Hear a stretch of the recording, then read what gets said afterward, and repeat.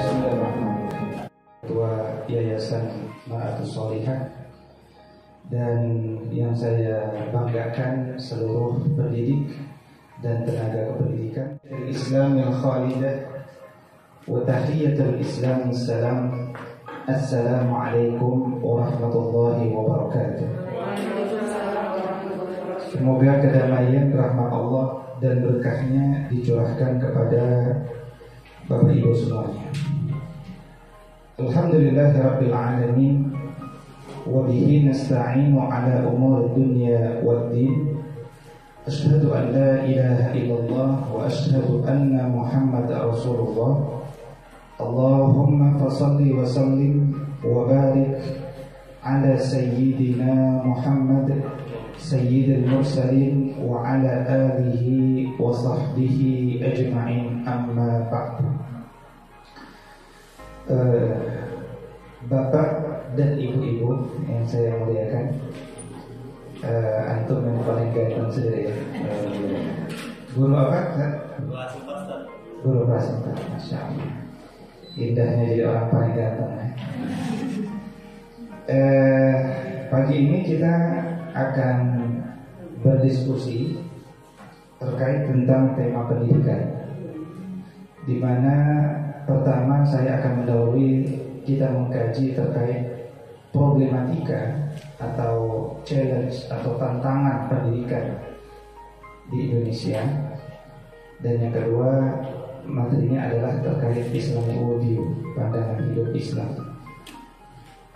Dua materi ini sekedar untuk menggugah bahwa ketika kita membangun institusi pendidikan, maka kita insya Allah berkontribusi membangun batu bata tegaknya kembali peradaban. Berarti peradaban kita sedang kalah, maka dia harus ditegakkan kembali dengan penuh semangat di atas niat yang ikhlas dan tata cara yang benar, dan beramal jamaah, bekerja sama. Namun begitu, sebelum kita lebih lanjut ya, mohon izin Ibu Tuti bisa men-share. Semuanya pegang handphone ya? Ada handphone ya? Minta tolong kalau tadi handphone disimpan, sekarang dipegang sebentar. Ya, sebentar saja. Nah, ada link, tolong diklik ya. Link tolong diklik. Kemudian sampaikan isiannya di sana. Baik, sudah masuk semuanya?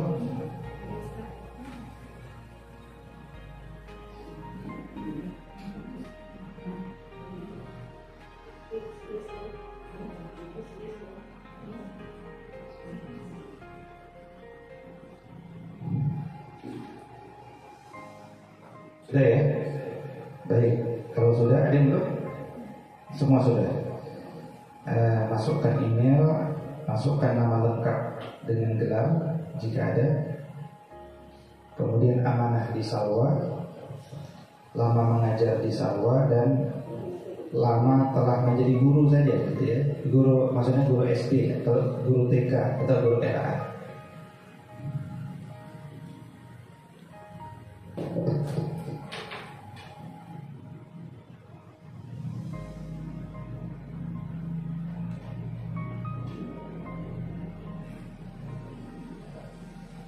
Lama telah menjadi guru SD, TK atau RA itu maksudnya adalah mungkin ada yang sudah pernah mengabdi sebelum di Salwa, atau total itu berapa kali. Baik, tolong kabari kalau sudah semuanya. Sudah semua? Sudah ya, baik. Nah, di sini ada kuis awal saja dulu. Pertanyaan pertama, mohon dikerjakan sendiri-sendiri, nafsi-nafsi. Karena dia umur hisab nafsi-nafsi. Nomor 1, tuliskan visi dan misi Salwa Islamic School.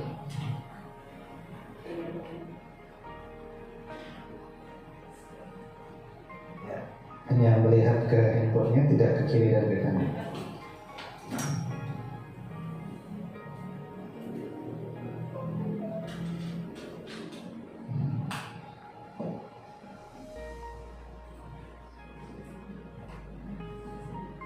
Isi Salwa Islamic School.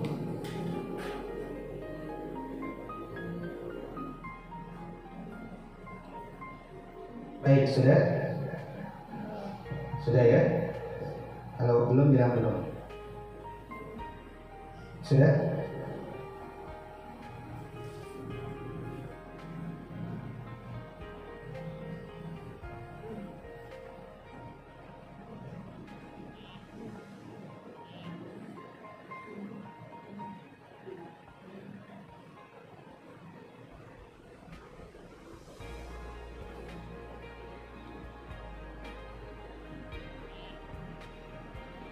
Baik, pertanyaan kedua.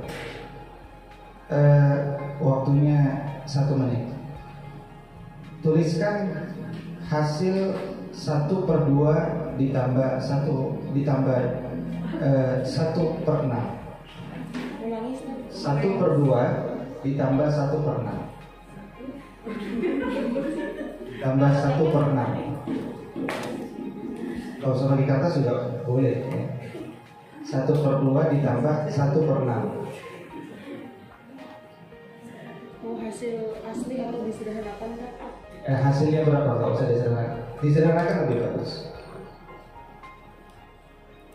1/2 ditambah 1/6 sama dengan berapa?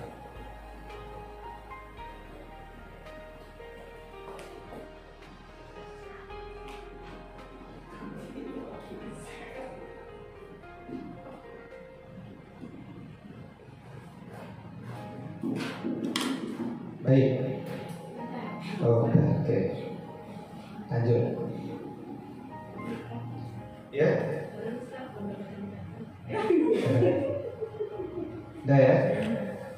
Pertanyaan nomor 3. Sebutkan siapa bapak kimia dunia. Bapak kimia dunia. Ya. Kerjakan sendiri. Kerjakan masing-masing. Siapakah? Kalau belum kenal tulis belum kenal. Belum kenal, sedang ingin belajar. Ya, baik, sudah. Pertanyaan nomor 4. Pertanyaan nomor 4. Apakah arti tauhid? Saya ulangi. Apakah beda akidah dan tauhid? Jadi nanti jawabannya jelaskan apa bedanya akidah, apa itu akidah, apa itu tauhid, apa bedanya?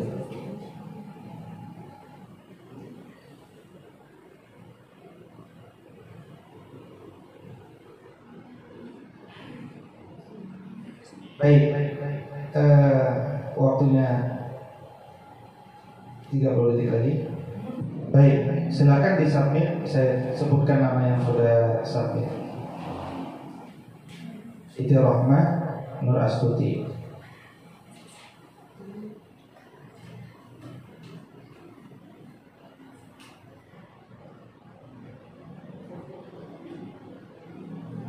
Iya, dikerjakan sendiri-sendiri. Safira Rosdiana.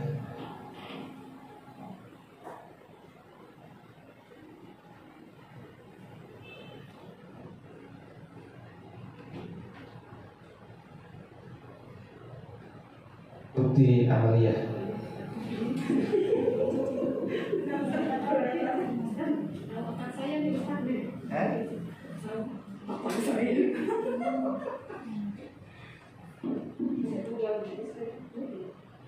Ernida.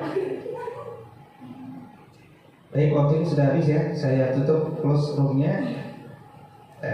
Yang belum submit berarti belum dianggap tidak menjawab. Saya hitung sampai 5 ya.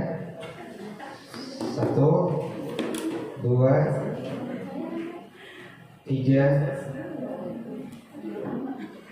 4, 5. Oke. Yang masuk adalah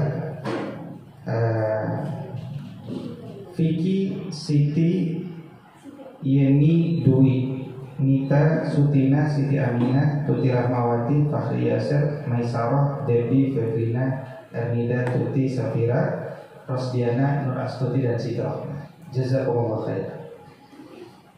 Baik, kita lanjutkan kepada materi ini. Tadi cuma sekadar latihan akal saja.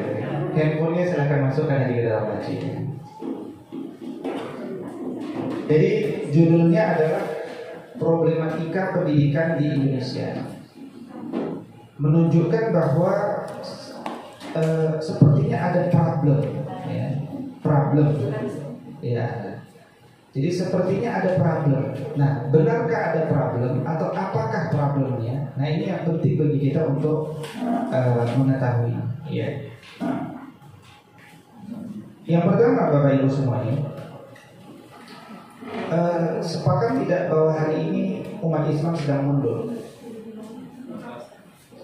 Siapa khalifahnya dunia hari ini? Siapa khalifahnya dunia hari ini?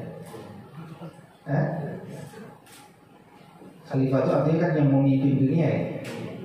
Yang memimpin dunia siapa? Persatuan bangsa-bangsa, betul? Ya, sepakat ya. Kalau persatuan bangsa-bangsa sepakat menghancurkan satu negara, pasti negara itu dihancur. Itu namanya pemimpin. Makanya khalifahnya ada 5: Amerika, Cina, Rusia, Inggris, dan Prancis, betul? Nah, kenapa umat Islam mundur? Padahal dulu umat Islam pernah menang, pernah jaya. Karena memang umat ini belum punya syarat untuk kembali menang. Dan dalam sejarah memang kadang-kadang kemenangan dan kekalahan itu dipersilih gantikan, supaya ketika kita kalah, kita fokus lagi, bersatu lagi. Dan seharusnya ketika kita menang, jangan lupa diri sehingga saling berpecah. Dulu kita pernah menang, tapi akhirnya berpecah, pukul-pukulan gara-gara fikih. Akhirnya terpecahlah dan umat ini tidak punya syarat jadi pemenang. Akhirnya kalah. Tapi hikmah kekalahan kita jadi bersatu karena kita punya common enemy, musuh bersama. Ya. Nah, karena itu kemudian kalau kita lihat kemunduran umat Islam dengan demikian karena apa? Mundurnya umat Islam karena mundurnya orientasi setiap orang yang menjalankan bidang-bidang tertentu itu, baik bidang politik, ekonomi, sosial, budaya, dan seterusnya. Dan itu diawali dengan hilangnya adab. Ya, itu yang disebut sebagai the loss of adab, the loss of adab, hilangnya adab. Ketika manusia kehilangan adabnya, dia bukan sekadar kehilangan sopan santunnya, bukan sekadar kehilangan karakternya, atau bukan sekadar kehilangan budi pekertinya. Ya, karena adab itu berbeda dengan karakter. Ya, misalkan antum ingin bangun sekolah berkarakter, itu masih tidak punya nilai kan? Karakter apa? Film Kiai Ahmad Dahlan, pendiri Muhammadiyah, itu yang memainkan filmnya muslim atau non muslim? Tahu pemainnya siapa? Siapa? Muslim dan muslim? Non muslim dan misionaris ya. Pemain film Sayyidina Umar muslim atau non muslim? Non muslim juga. Mereka dipilih karena karakter kuatnya. Ya. Jadi karakter itu sesuatu yang bisa dipasang, bisa dicopot lagi. Begitu juga kalau kita bicara moral. Karakter dan moral sama-sama dari barat. Apa moral? Bagaimana standar moral barat? tentu berbeda dengan adatnya Muslim.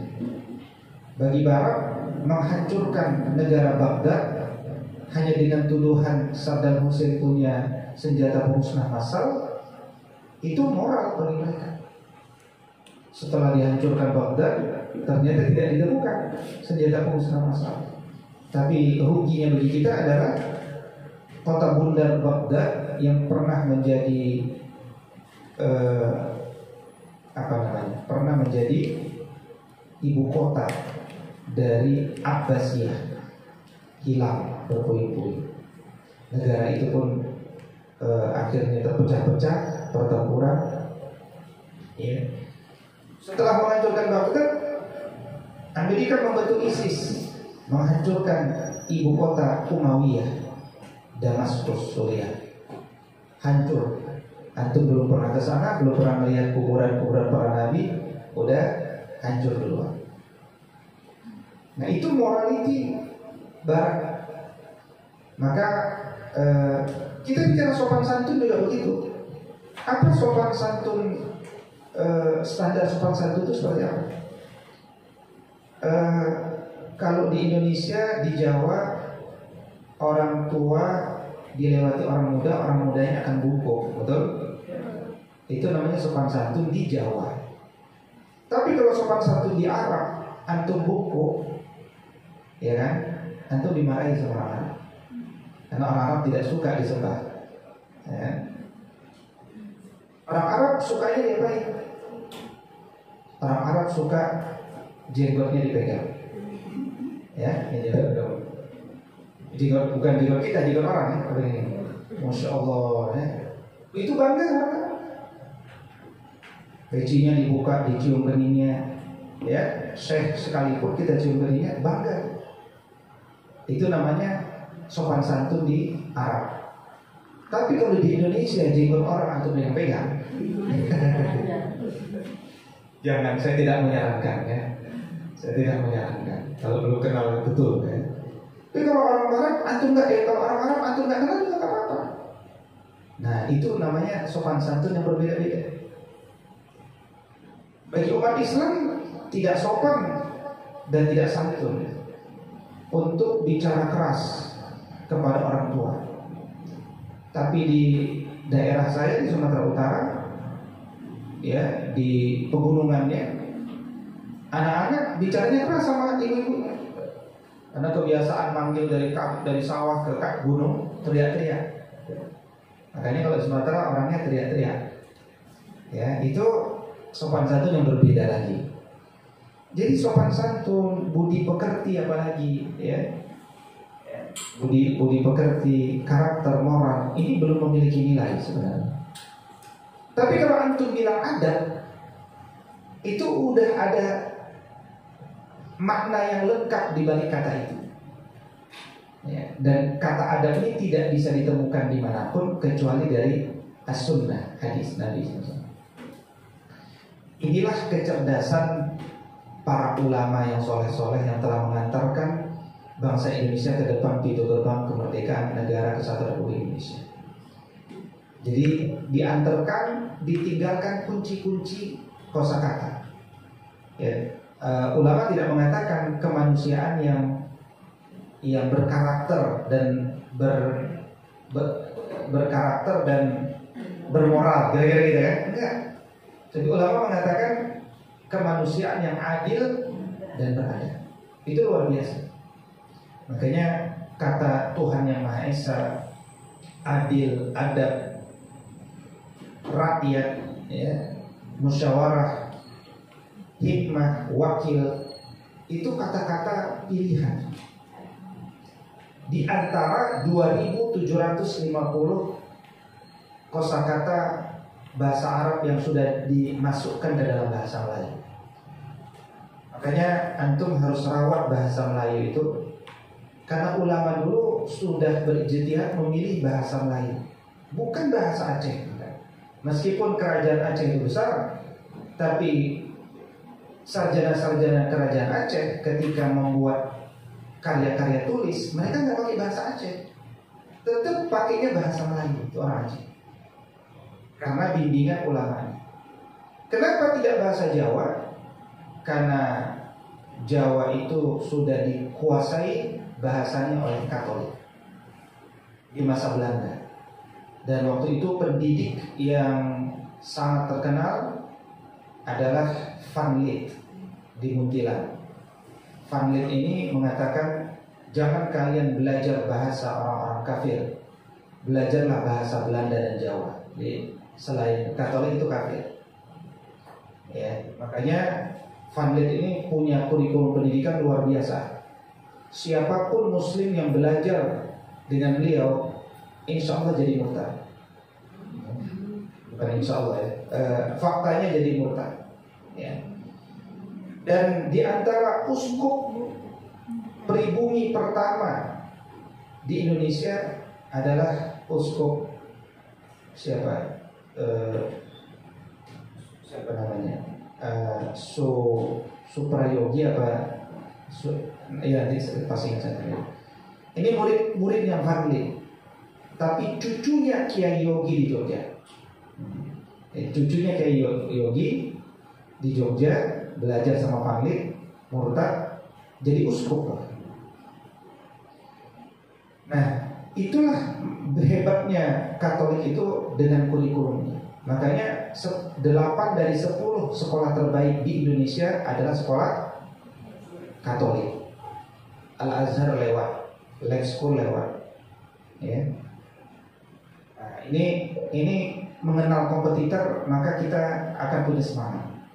Kalau kita nggak punya kompetitor, kita akan mengalir seperti air. Udah jalanin saja, yang penting ngajar hari ini ngajar enggak. Tidak ada pekerjaan antum yang remeh-temeh. Masuknya antum di pagi hari, ya kan, dengan penuh keikhlasan itu adalah satu kerja-kerja besar merawat tiang-tiang agama yang sudah terjadi. Ya. Karena itu jangan sampai kita menganggap diri kita kecil, menganggap kerja-kerja kita ini kerja-kerja tidak bermanfaat. Besar sekali. Ya, apalagi di era disrupsi ini. Nah, apa persoalan the loss of adab ini? Apa makna adab? Ya, nanti suatu ketika kita akan bahas. Saya ingin katakan bahwa hilangnya adab ini akan membawa pada corruption of knowledge, korupsi ilmu. Ya. Korupsi ilmu. Jadi orang itu tahu, tapi tetap melakukan apa yang dia tahu tidak boleh dilakukan. Itu namanya korupsi ilmu. Ya. Korupsi ilmu. Antum hidup di masa ketika keluar disertasi tentang bolehnya zina. Ada yang tahu? Tahu ya? Siapa nama penulisnya? Dr. Abdul Aziz. Padahal ini namanya doa ya, luar biasa. Abdul Aziz, dosen Surakarta, ngambil doktoral di UIN Jogja, Fakultas ya Syariah. Beliau latar belakang menulisnya begini. Saya gelisah melihat hubungan seksual di luar pernikahan sering digerebek dan dipersekusi. Padahal itu bertentangan dengan hak asasi manusia. Itu latar belakang. Maka saya akan berusaha mencari dalil, ya kan, supaya dia jadi boleh. Nah, itu tuh niatnya. Carilah dalil. Nggak ketemu dari ulama, orang nggak ada ulama yang membolehkan. Ya, nanti ketemunya ada seorang liberal di Mesir yang sudah difatwakan sesat, ya, yang juga sudah pernah berfatwa di Mesir yang sama. Nggak ada nilai kebaruan sudah dari disertasi ini. Ya, tidak ada yang baru. Yaitu dulu orang itu pernah mengatakan hubungan zina itu selama dilakukan di tempat tertutup tidak ada yang mengetahui itu boleh. Nah, jadi dia dapatkan kesimpulan itu, dia tulis lagi disertasi itu seperti itu. Jadi di mana nilai kebaruan dokternya? Nggak ada. Orang udah pernah diteliti sebelum akibat. Nah, itu yang pertama. Nah, yang mengerikan di dunia pendidikan kita itu bukan sekedar itunya. Yang mengerikan itu adalah disertasi ini lolos dengan nilai cum laude. Yang meloloskan itu kalau disertasi ada 7 profesor dan doktor, 7 orang. Dan disertasi itu ditandatangani oleh rektor. Rektornya sekarang jadi ketua BPIP Pancasila. Nah, jadi kebayang kan bagaimana dunia pendidikan ternyata sekarang sudah bergerak, tidak lagi membaca nilainya itu tidak penting. Ya, mungkin kalau saya tanya dan saya tabayunkan kepada 7 profesor ini, kenapa Anda meluluskan ini? Mungkin ya, jawabannya begini. Oh enggak, saya sudah lihat disertasinya. Disertasinya ini ada kok latar belakangnya, daftar isi ada, bab 1 ada, bab 2 ada, bab 3 ada, bab 4 ada, bab 5 ada, 300 halaman. Ya, footnote-nya ada, ya kan, referensinya ada, udah cocok, udah bagus. Kira-kira kalau gitu jawabannya. Kalau begitu jawabannya, apa bedanya seorang pendidik dengan tenaga kependidikan? Ya, di Rohani ada tenaga kependidikan? Ada. Tenaga kependidikan ngajar nggak? Nggak. Tugasnya apa? Mendukung pendidik, menceklis absensi, presensi, keuangan, ya kan, kualitas, macam-macam. Disuruh mengajar, udah bisa belum? Belum ya. Nanti belajar pedagogi dulu kan. Nah, berarti seorang pendidik sedang mengambil fungsinya tenaga kependidikan. Kan itu fungsinya tenaga kependidikan, mengecek itu. Di mana bedanya pendidik sama tenaga kependidikan? Tenaga kependidikan melihat zohirnya, pendidik melihat batinnya. Maka pendidik harus melihat value, nilai.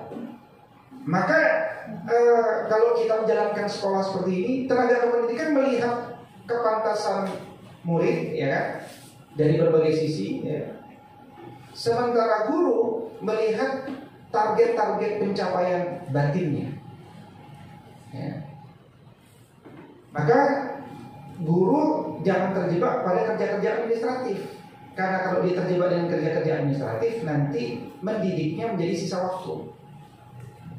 Dia harus fokus pada dunia pengembangan anak didik itu, ya. Anak didik itu saya lebih memilih dengan istilah murid. Kalau sini panggilannya apa? Murid, siswa, apa mahasiswa? Murid ya. Ketua yayasan sudah memegang murid, ya. Murid, kenapa bukan siswa? Ada banyak jawabannya. 1, siswa itu bahasa Sanskerta, artinya harus taat. Nah, kalau antum nanti cari kata siswa Depdiknas, itu ada artikel lepas di website Depdiknas yang mengulas tentang ketidaksetujuannya dengan penggunaan istilah siswa. Kenapa dia tidak setuju dengan siswa? Kata beliau, yang namanya siswa itu pasti taat. Sementara level yang mendorong anak pasti taat, yang paling cocok itu cuma anak TK. Nah, kalau TK itu menurut tulisan itu siswa. Kenapa? Anak TK disuruh nyanyi, ya kan? Duduk. Nah, dia pendidikan anak usia dini. Tapi kalau sudah masuk level usia SD, kita sudah mulai membiasakan adabnya. Nah, lagi-lagi nanti antum bertanya, apa itu adab? Nanti kita sama. Ya. Nah, karena itu usia SD menurut tulisan itu, dia belum bicara paradigma Islam, ya. Masih menurut tulisan itu dia katakan murid itu lebih tepat. Nah, pertanyaannya dari mana kosakata murid itu muncul? Lagi-lagi ini adalah serapan bahasa Arab yang 2750 kosakata itu. Salah satunya murid. Kalau siswa kan Sanskerta. Makanya saya itu kepada mahasiswa sekalipun, S1, S2, S3 sekalipun, tetap saya panggil murid, bukan mahasiswa, ya. Apalagi kalau saya tahu mahasiswa belum bisa baca Quran, udah semakin murid, ya. Antum tahu sekarang ini ada banyak orang kuliah magister pendidikan, ya, doktor pendidikan, ketika kita uji tes baca Quran belum bisa baca Quran, ya. Baca Quran belum bisa. Padahal dia mau jadi suhu di bidang pendidikan, master, ya. Master bidang pendidikan, berarti suhu pendidik. Makanya Syekh Muhammad Naqib Al-Atas dulu bilang, orang itu belum tentu semuanya pantas kuliah. Ya, harus ada ilmu prasyarat untuk kuliah. Ilmu prasyarat untuk kuliah itu apa? Dia paham ilmu fardu ain, dia ngerti bahasa Arab, dia ngerti dia tilawah Qurannya bagus. Itu di antara ilmu dasar. Ya, itu di antara ilmu dasar. Makanya dulu orang tua kita mendesain pendidikan paling tinggi apa? Aliyah. Ya kan? Aliyah. Kenapa udah paling tinggi? Aliyah. Makanya Al-Irsyad Al-Islamiyah tuh bangun sekolah dulu. Guru dia membuat ada pelajaran ilmu teknik. Guru ilmu tekniknya diimpor dari Turki. Itu luar biasa orang Islam dulu itu. Makanya orang itu serius ya. Di Condet ada Jamiat Al-Khair. Ya, dua-dua yang saya sebutkan terakhir itu orang Arab semua, orang. Jamiat Al-Khair buat sekolah, dan itu sekolah pertama jauh sebelum Budi Utomo lahir, Taman Siswa lahir. Dia sudah buat kurikulumnya itu ada bahasa Inggris, ya kan, ilmu geografi, ilmu matematika. Ya, kalau bahasa Arabnya Alfiyah, Imam Malik selesai dan seterusnya. Jadi kembali kepada slide ini, kalau orang itu kehilangan adat, walhasil nanti orang itu akan mengalami corruption of knowledge, korupsi ilmu. Nah, kita harus terus evaluasi, kita ini akan mendidik anak kita menjadi apa? Ya, ada orang bangga ketika membuat sekolah, alhamdulillah anak kami semuanya lulus di kampus-kampus tertentu, misalnya. Ya, ada yang bangga karena dia lulus, katakan 50% lulus di UI, alhamdulillah. Ya, anak-anak kami alhamdulillah belajar dengan dosen-dosen terbaik di UI. Ada Adi Armando, ada siapa lagi? Tahu Adi Armando? Ya. Jadi saya ingin sampaikan, kalau Yayasan Al-Mar'atus Sholihah nanti ke depan punya kampus, maka kampus itu adalah kampus terbaik. Maka lulusan Salwa jangan sampai diserah terimakan ke UI harusnya. Kalau kita serah terimakan ke UI, berarti kampus kita tidak terbaik. Kan begitu? Harusnya kita bangga nanti ke depan kalau sudah punya kampus, 100% murid Salwa lulus di kampus terbaik kami, Salwa Islamic College. Nah, kalau antum belum percaya diri, berarti kita belum menang. Nah, percaya diri itu yang penting. Ya kan? Kepercayaan diri kita bahwa pendidikan kita yang sedang kita jalani itu yang terbaik. Ya. Nah, nanti saya mau kaitkan lagi dengan era disrupsi ini. Di era disrupsi ini makin nggak relevan kalau kita buat sekolah ujungnya adalah supaya bisa kuliah di kampus-kampus tertentu, makin nggak relevan. Sebelum era disrupsi saja udah nggak relevan. Dengan era disrupsi makin nggak relevan. Kenapa? Karena nanti orang kerja itu nggak ditanya lagi. Ya, dulu di kampus mana nggak ditanya. Yang ditanya adalah Anda bisa apa? Itu sekarang begitu. Yang kedua, soft skillnya seperti apa? Ada orang pintar tapi nggak tahan dengan tekanan, tidak bisa bekerja sama dengan multicultural etnik, tidak bisa berkolaborasi, nggak bisa juga dia. Makanya soft skill, hard skill, ya. Talent sampai kemudian saya ulangi, soft skill, hard skill, talent, ya, dan life skill itu sendiri. Nah, berikutnya, orang kalau sudah kehilangan adat, dia akan mengalami de-Islamization. Dia orang Islam, tapi nilai-nilai Islam dibuangi. Ya. Mungkin nggak sadar, ya. Saya khusus-khusus seringkali orang itu tidak sadar. Misalkan ada seorang sahabat mengatakan dia ingin mendirikan sekolah. Ustaz, saya ingin mendirikan sekolah. Visinya adalah melahirkan anak yang humanis. Humanis. Nah, itu kalau antum terbiasa memilih kosakata, pasti pasti tergelitik dengan pilihan kata-kata itu. Karena humanis itu bahasa Inggris kan, humanisme, humanism. Sekarang antum cari di internet apa itu humanism, ya kan? Semua definisi baik di Merriam Dictionary, Oxford Dictionary dan lainnya, yang namanya humanisme itu adalah memanusiakan manusia tanpa agama. Dan kalimat tanpa agama itu jelas dibuat gitu. Ya. Makanya ini kan akar-akar pemikiran. Kalau pernah dengar seorang yang bernama Friedrich Nietzsche, tahu, pernah dengar Nietzsche? Kenal nggak dengan Nietzsche? Di ini kebun jeruk.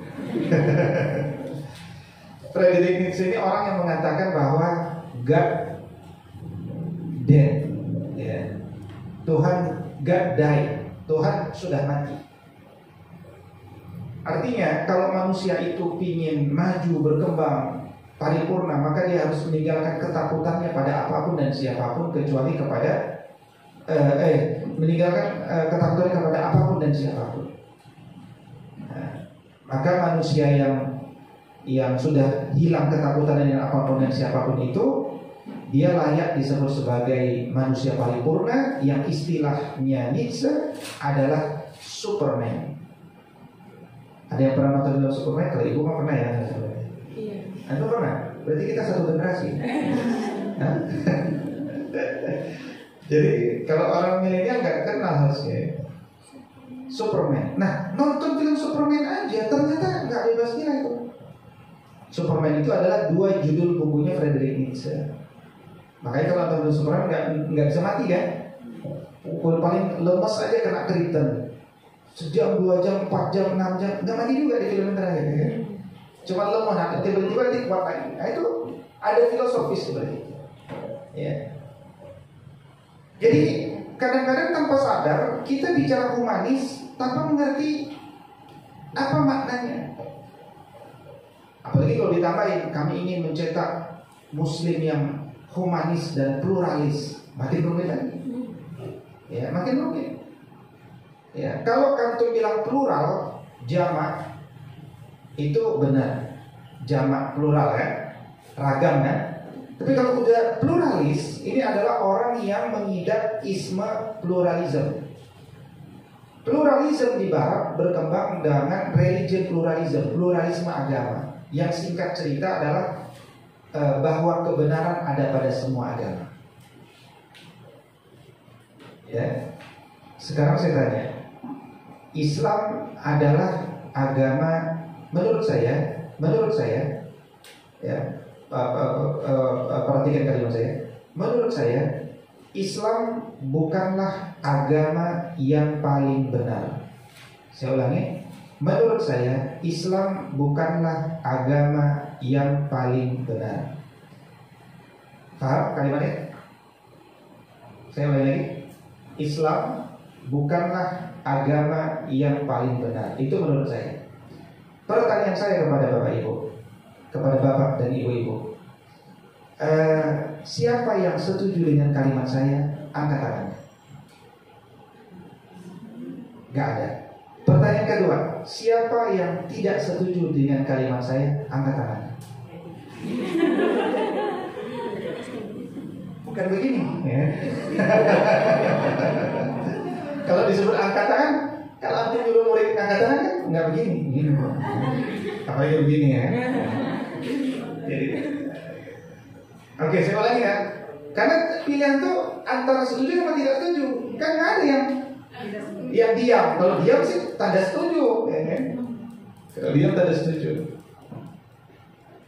Pertanyaannya kurang jelas atau gimana? Jelas kan? Oke, nah antum harus terbiasa mengambil sikap. Dan sikapnya tidak boleh yang aman. Nah, saya yang aman aja Ustaz. Nggak ada. Islam itu, ini penting ya. Jadi lupakan murid-murid bapak dan ibu-ibu pagi ini.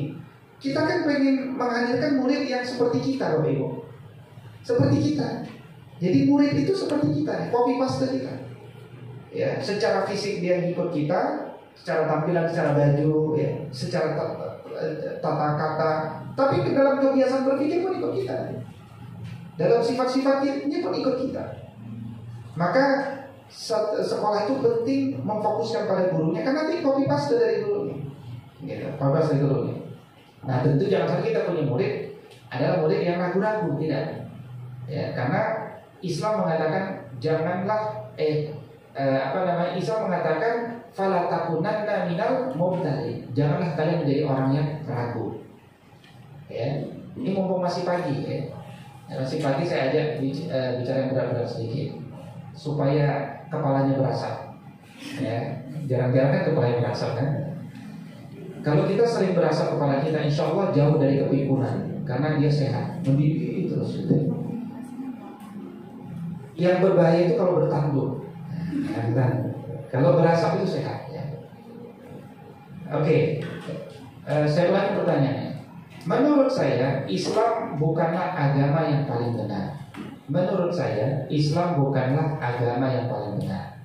Pertanyaan saya, siapa yang setuju dengan saya? Gak ada, kan? Gak ada. Karena kalau antum nunggu orang, berarti itu jawaban orang, ya kan? Ya kan? Kamu apa jawabannya? Itu aku ikut kan? Itu tuh namanya ikut dia. Ya, itu. Makanya kenapa saya katakan pemilu di Indonesia itu nggak cocok pakai pemilu langsung?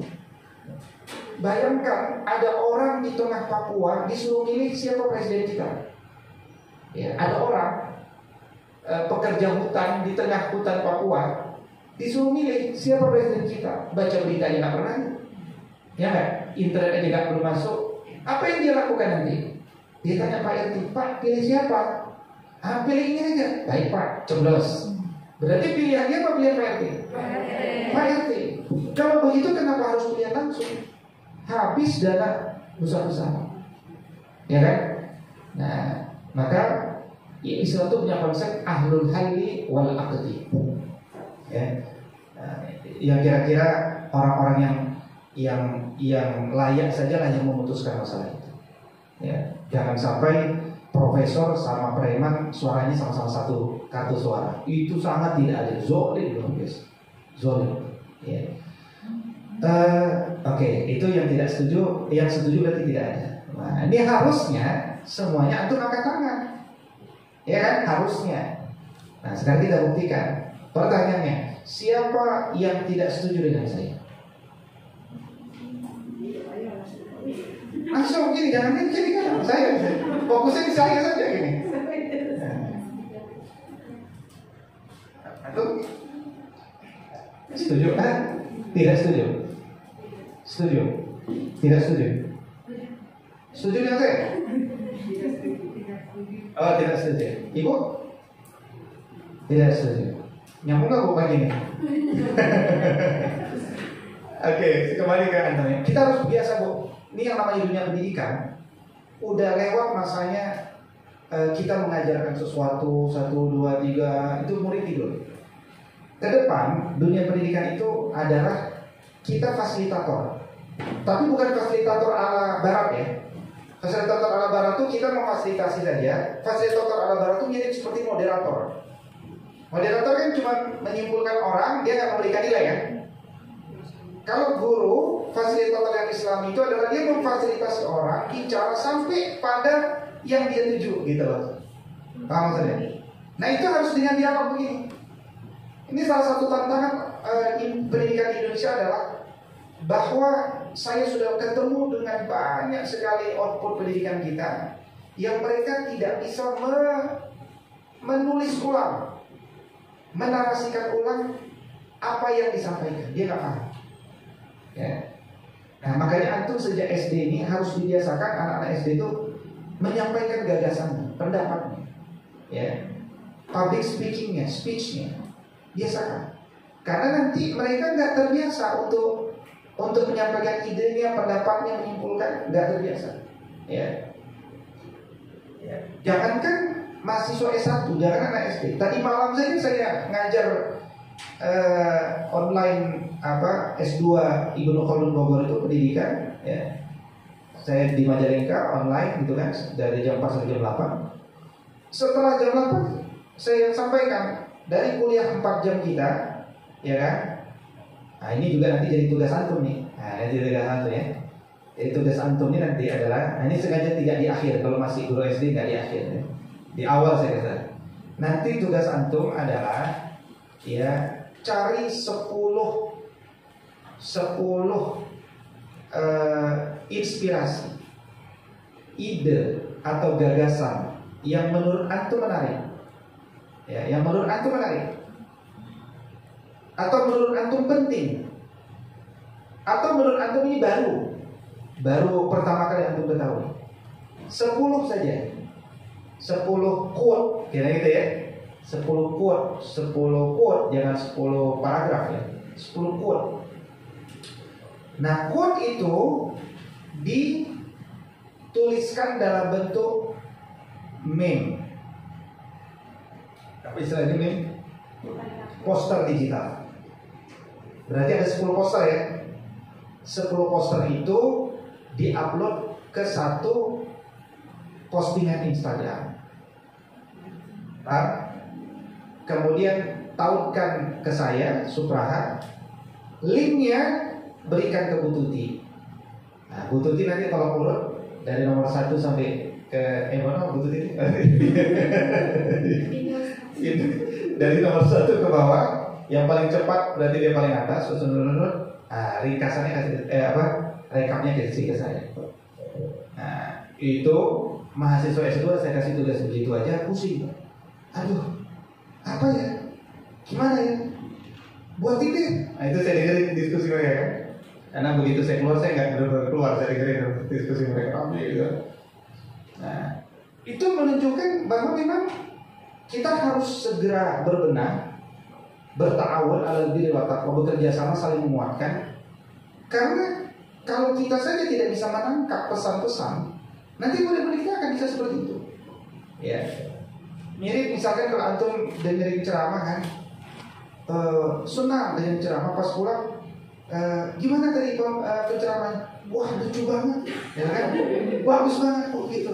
Apa nasihatnya? Oh udahlah, pokoknya lucu banget.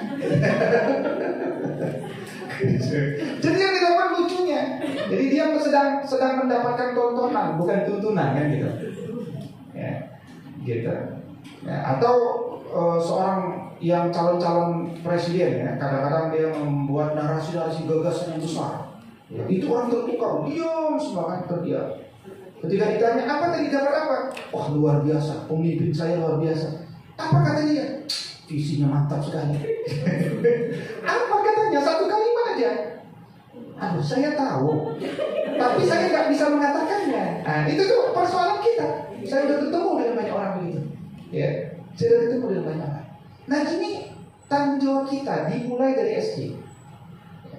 Dimulai dari karena itu kan satu penyakit yang muncul terus menerus, SD, SMP, SMA dan terus.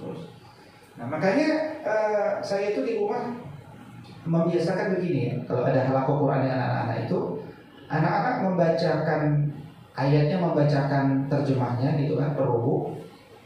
Habis itu saya biasakan dia mengatakan begini, ya dari yang kita baca, pelajaran yang kita ambil adalah, gitu, adalah. Udah, biar dia ngerasain sendiri. Ya, ada anak yang masih SD, saya suruh juga begitu, tuliskan di WordPress. Tulis. Saya nggak komentari, sepanjang yang dia tulis benar, tapi mungkin masih gaya anak-anak. Udah, saya nggak komentari, biarin aja. Ya, anak SMP komentari, biarin. SMA biarin.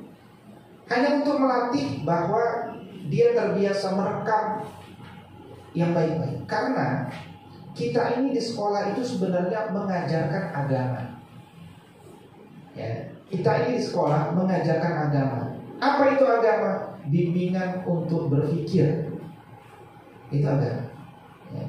Agama itu bimbingan manusia untuk berpikir. Kalau orang udah berpikir dia paham ya. Kalau orang sudah paham dia pasti bergerak dong, berbuat. Kenapa ada orang tidak puasa Ramadan? Ya karena dia tidak paham. Kenapa dia tidak paham? Karena dia tidak berpikir, gitu loh. Makanya membuat anak-anak berpikir itu akan membantu dia menjadi paham. Kalau udah paham, nanti buahnya dia amal. Ya. banyak orang tidak sempat berpikir karena sehari-hari sudah terjebak dengan rutinitas. Makanya kalau ada guru SD, S1, lanjut S2 itu luar biasa. Kenapa? Gak semua guru SD sempat untuk kuliah lagi. Atau kalaupun sempat, gak mau kuliah lagi. Ada yang mengatakan, ini bukan terlepas masalah biaya ya. Karena banyak orang dibiayai pun gak mau belajar. Dia udah Ustaz, udah berat kepala saya. Dia udah memberatkan kepalanya dengan sesuatu kemalasan sebenarnya. Ya. Atau ada orang gak mau kuliah karena sudah kerja. Dia bilang, kenapa gak kuliah? Udah Ustaz, kuliah juga gak nambah gaji Ustaz. Ya kan? Jadi orientasi keliru. Ya, padahal kalau kita tahu yang namanya kuliah itu kebaikan, maka rawatlah kebaikan itu sampai pada titik yang paling tinggi. Ya kan?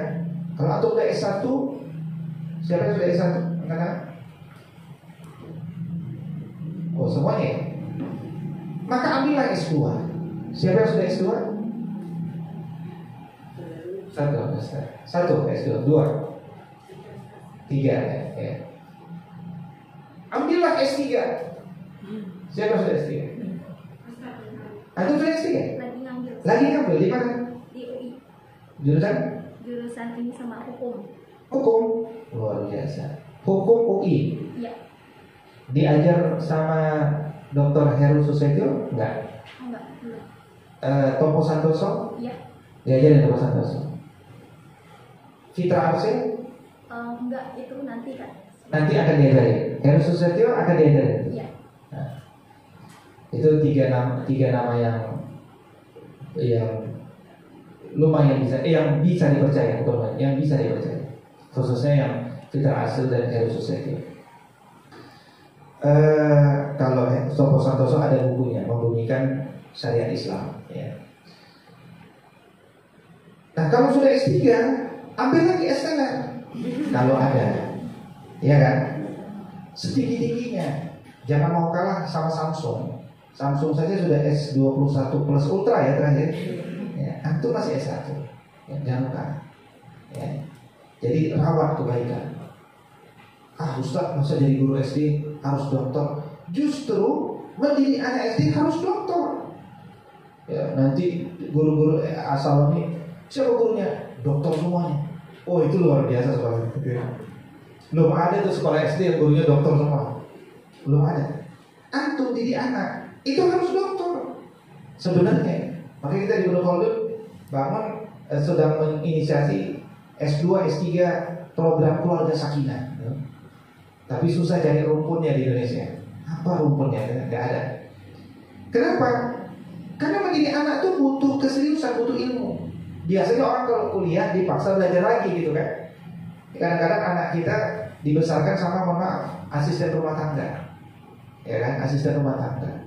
Atau kita titipkan sama neneknya yang udah lelah dulu besarin antum, gitu kan. Baik, kembali.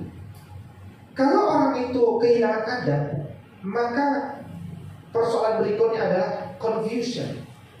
Confusion itu apa? Orang makin ragu, meragukan kebenaran dan membenarkan keraguan. Pokoknya hidup ragu. Makin lama belajar makin ragu gitu. Harusnya kan makin lama belajar makin yakin. Kenapa makin belajar makin ragu? Padahal Allah mengatakan al-haqqu mir rabbika fala takunanna minal mumtarin. Kebenaran dari Rabbmu, maka kalian jangan jadi peragu. Jelas di sana. Target hidup kita jangan jadi orang ragu. Da'ma yaribuka ila ma la yaribuka. Tinggalkan yang meragukan kepada yang tidak meragukan. Baca Quran jangan diawali dengan keraguan. Zalikal kitabu la raiba fihi. Kalau masih ragu juga Allah tantang dulu, berhenti. Wa in kuntum fi raibin mimma nazzalna ala abdina fa'tu bi suratin min misli. Ya. Jadi orang itu harus yakin. Jangan menjalani sesuatu dengan keraguan. Tadi malam masuk pesan kepada saya, Ustaz, saya sudah ta'aruf, sudah khidbah, penuh keyakinan. Pekan depan mau walimatul, mulai mau akadnya. Kok saya jadi ragu ya Ustaz? Apa ini ya kan? Kenapa dia udah mau nikah malah jadi ragu? Nah, maka saya katakan ya, keraguan itu adalah syak, was-was dari syaitan. Tinggalkan, dakma yari buka ilamana yari buka. Ya, kecuali keraguan itu muncul karena realitas fakta, ya kan? Nggak ada masalah. Tapi kalau tidak ada angin, tidak apa, kita muncul sendiri keraguan, ya. Jangan sampai mem-PHP anak orang. Kan begitu ya ibu-ibu ya? Nggak boleh di-PHP ya bu ya? Ini maaf, atau tadi kan? Alhamdulillah. Baik, confusion ya. Jadi jangan sampai ragu. Hadirkan anak-anak yang yakin. Nah, karena itu obat daripada penyakit-penyakit mendasar ini adalah Islamic worldview, ya. Menanamkan kembali pandangan hidup Islam itu. Dan supaya mereka punya pandangan hidup Islam, berarti mereka harus ber-Al-Quran. Yang disebut Islam itu kan ada di Al-Quran kan? Ada di Al-Quran. Kalau kita ingin murid itu pandangannya Islami, maka berarti harus Qurani. Maka Qur'annya itu harus ditanamkan ke dalam jiwa anak-anak kita. Berarti cara kita menanamkan Quran pada jiwa anak-anak kita itu bukan sekedar pelajaran tajwid, tahsin, dan tahfiz, tapi wajib dengan tadabbur. Sejak usia SD kita harus mulai biasakan anak-anak itu menghafal juz 30, katakan, dengan tadabbur. Guru-gurunya juga begitu. Guru-gurunya harus terbiasa membaca Quran, bukan sekedar one day one juz, tapi one day one juz terjemahnya juga dibaca. Karena yang diwajibkan itu, kalau secara syariat, yang diwajibkan itu bukan menghafalnya. Kalau menghafalkan nggak diwajibkan, ya kan? Yang diwajibkan itu mentadabburi. Ada guru tahfiz di sini? Oh enggak ada itu ya. Oh ada dua, masya Allah. Hafal surat Shad? Hafal? Belum. Ibu hafal surat Shad belum? Jadi dalilnya ada di dalam Quran surat Shad, surat 38 ayat ke-29. Kitabun anzalnahu ilaika mubarakun liyadabbaru ayatihi wa liyatadzakkara ulul albab. Kita akan didik anak itu menjadi ulul albab. Ya, ulul albab itu gelarnya, bukan doktor, bukan profesor. Ulul albab. Ngapain jadi doktor kalau tidak ulul albab? Ya. Ngapain jadi profesor kalau tidak ulul albab? Kejar gelar ulul albab. Ulul albab itu disebut ulul albab karena di sekolah dia dibiasakan, satu, membaca Quran dengan makna. Ya, ini disebut tadabbur. Ya, makanya supaya bisa ditadabburi, warattilil Qur'ana tartila. Baca Quran harus pelan-pelan. Karena kalau pelan-pelan bisa dihayati. Ini perintah sebenarnya kepada orang Arab tadinya, ya kan? Wahai orang Arab, bacalah Quran dengan pelan-pelan, kan gitu. Orang Arab saja disuruh baca pelan-pelan. Orang Indonesia gimana? Ya, kadang-kadang orang Indonesia baca Al-Fatihah 7 ayat 1 nafas. Luar biasa. Rekor, ya kan? Ya. Karena kita pengen cepat selesai. Al-Quran jadi beban, gitu kan? Ini cepat selesai. Sehingga anak-anak kita pun kalau mau roja Al-Quran cepat banget tuh. Sampai ibunya bilang, tunggu. Sempat, udah cepat banget. Jadi khawatir kita membaca Quran itu nanti jadi seperti jambi-jambi. Ya. Tidak dipahami. Ya, berapa banyak di akhir zaman itu nanti orang baca Quran bagus, lebih bagus dari kalian, kata Nabi. Tapi tidak masuk ke dalam tenggorokan. Cuma bagus di sini saja. Istilah politik itu gimmick, ya.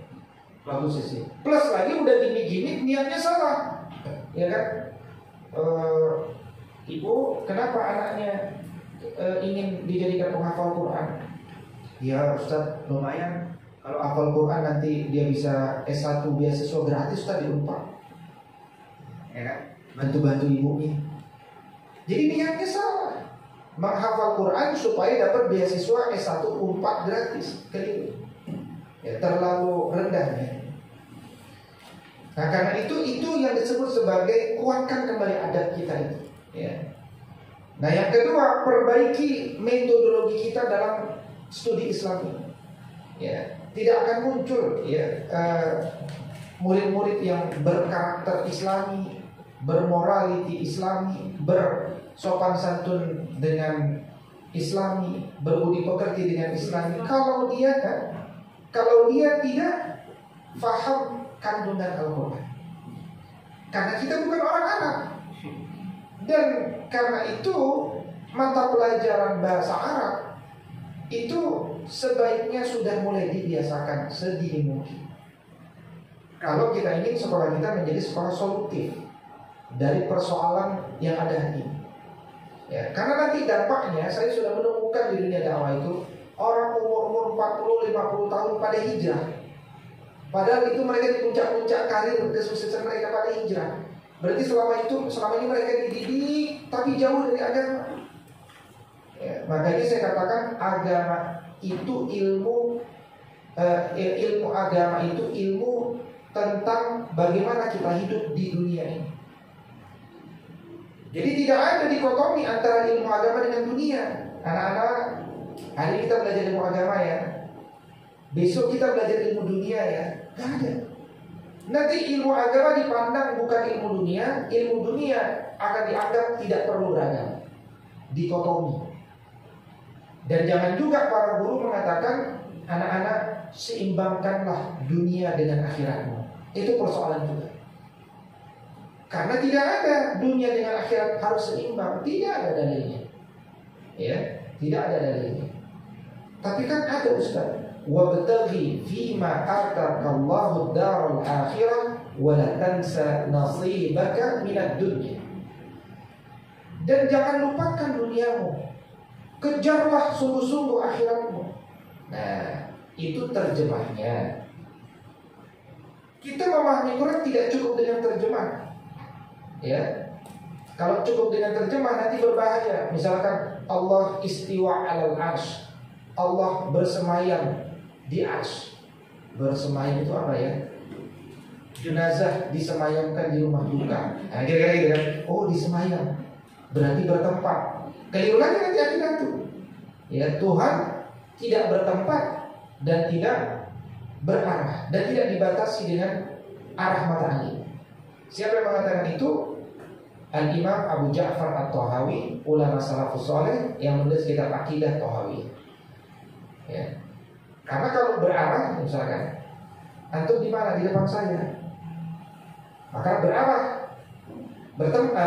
Antum di mana? Di depan saya. Jadi bertempat. Tempatnya di depan saya. Di depan saya berarah. Berarah berarti berjarak. Subhana, laisa kamitslihi syai'un fil ardi wa fis sama. Maha suci Allah, ya, karena Allah itu tidak seperti kita. Kita bertempat, kita berarah, kita berjarak. Tapi Tuhan tidak bertempat, berarah dan berjarak. Nah, disinilah kemudian penting bagi kita untuk tidak terjebak dengan kosakata terjemah. Dia perlu memahami tafsirnya. Ya, dia perlu memahami tafsirnya. Nah, tadi apa tadi sebelum istiwa? Kalimat apa tadi? Sebelum istiwa kita bahas istiwa. Sebelumnya tadi apa?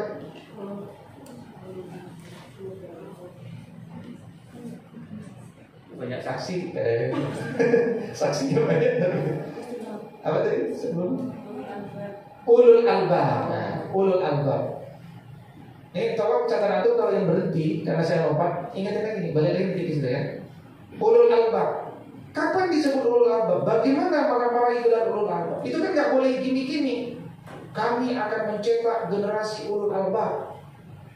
Ya, tapi turunannya dia nggak paham, ya nggak bisa. Itu sama seperti kami akan melahirkan generasi Pancasila. Yang sekarang gini-gini politik Pancasila, turunannya nggak Pancasila istilahnya Pak. Cuma gini-gini saja, turunannya sekular, liberal, ya nggak nyambung dengan atasnya.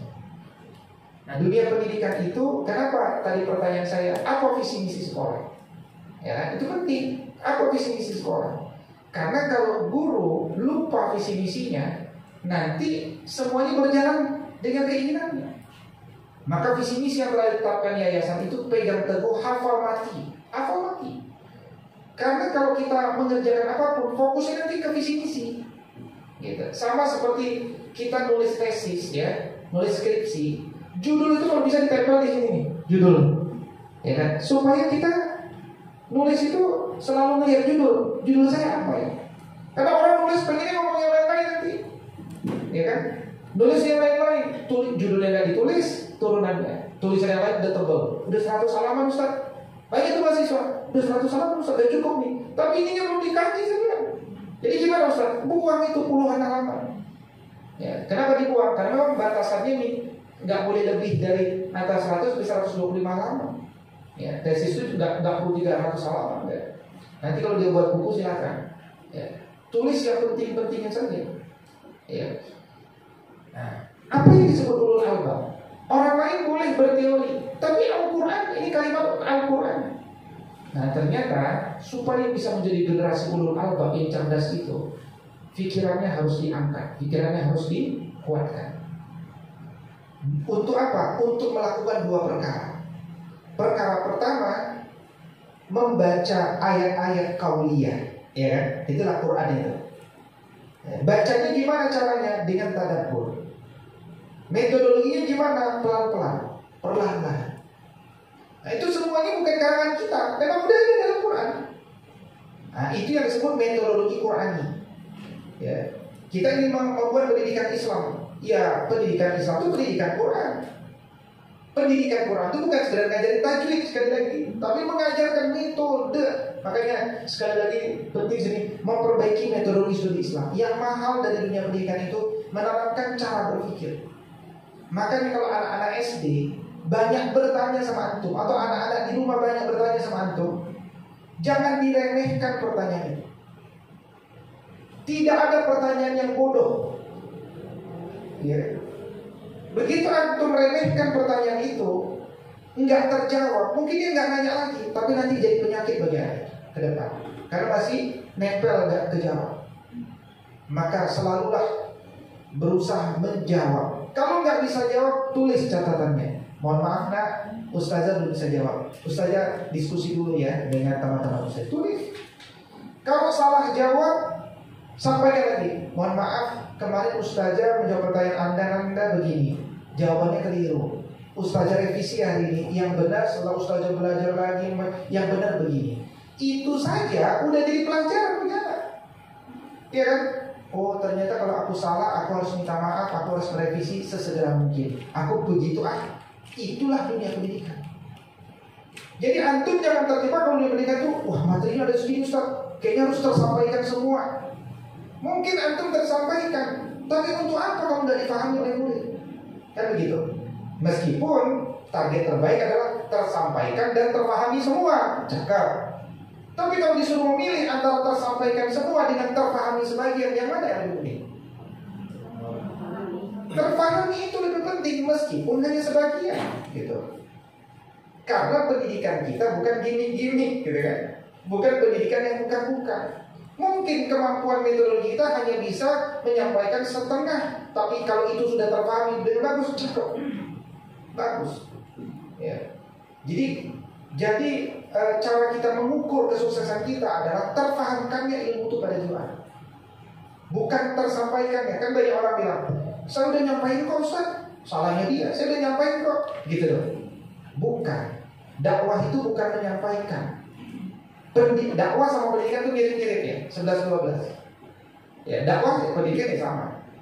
Bukan menyampaikan, tapi menanamkan pemahaman pada sudurnya murid kita. Ya, itu nggak ada yang bertanya ya, kenapa sih Islam pakai istilah murid? Harusnya catatan yang berhenti tadi ada itu. Kenapa istilah murid? Karena saya belum jelasin kalau nggak salah ya. Ya, nah, murid itu nanti antum baca pada karyanya Risalah Al-Qusyairiyah. Karya Imam Al-Qusyairi bagus dimiliki oleh antum ya, untuk membersihkan jiwa yang muktabar. Ya. Jadi muktabar, tasawuf yang muktabar itu Al-Imam Al-Qushairi, salah satu. Baca karya-karyanya. Nah, beliau mengatakan murid itu istilah yang lebih tepat. Kenapa? Karena dia mengandung pengertian seseorang yang punya kemauan kuat, kehendak kuat untuk belajar, bertakhalluk dengan iradahnya Allah.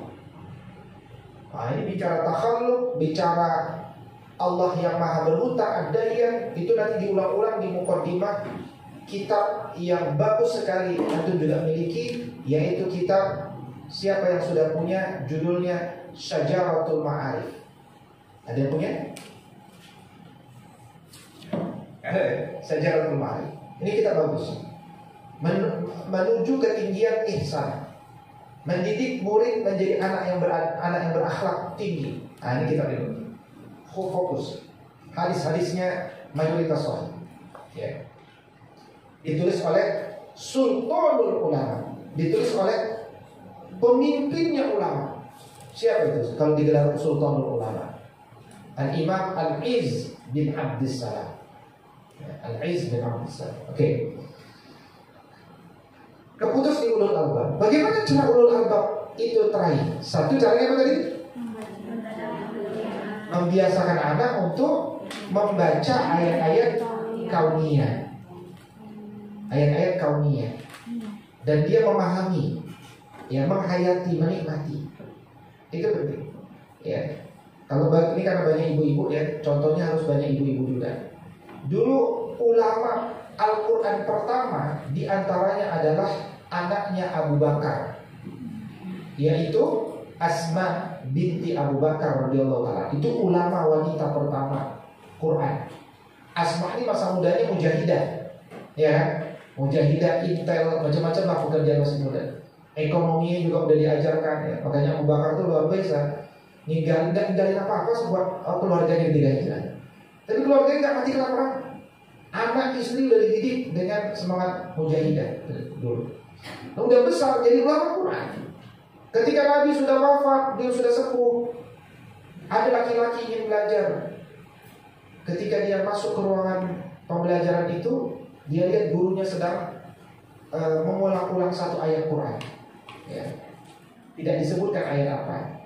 Katakan misalkan, ya, sebagai ilustrasi, beliau mengatakan Qul huwallahu ahad, Qul huwallahu ahad, Qul huwallahu ahad, Qul huwallahu ahad, Qul huwallahu ahad. Diulang-ulang terus, ulang-ulang terus. Nah, nggak enak hati lah yang laki-laki ini. Dia nggak saya ganggu lah. Dia pergi ke luar, ke pasar. Pergi ke pasar, balik lagi dia ke situ udah 1 jam. Masih ngulangin lagi Qul huwallahu ahad. Ya kan? Maka dia pun nggak sabar, dia tanya, pengen tahu. Assalamualaikum warahmatullahi. Ya, mohon maaf saya dari begini. Kenapa Bunda mengulang-ulang ayat itu saja? Kenapa? Apa kata Bunda Asma di jawaban? Saya ingin tahu pemahaman baru apa lagi yang saya bisa peroleh dari ayat ini. Gitu. Karena ayat itu semakin diulang-ulang, pelajarannya nggak cukup, nambah terus itu. Ya, nambah terus. Ya, tapi nambahnya jangan sembarangan. Qul huwallahu ahad. Katakanlah Allah lahir di hari Ahad. Nah, itu tuh namanya sembarangan, ya. Tetapi Asma itu belajar tafsirnya sama Nabi, orang Arab, mengerti ilmu bahasa, tetap dia tidak merasa puas. Nah, itulah yang kita dorong untuk menciptakan anak yang bahagia bersama Quran, bukan anak yang stres bersama Quran.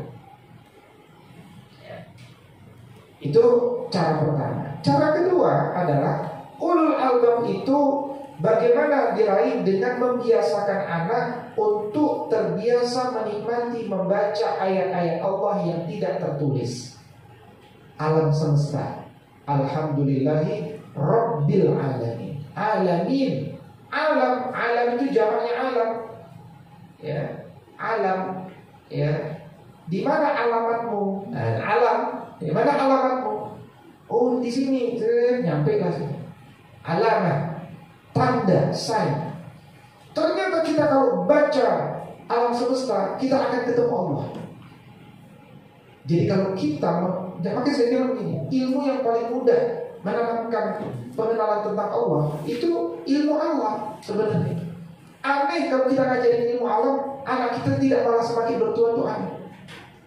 Nabi Ibrahim alaihissalam saja mengenal Tuhan itu kan tanpa kitab suci, nggak ada kitab suci, masih muda. Ya. Suhuf Ibrahim itu nanti belakangan umur 40. Beliau membaca alam semesta. Tuhan ini apa ya? Oh matahari, oh bulan, oh bintang, enggak semuanya. Kan begitu kira-kira singkatnya.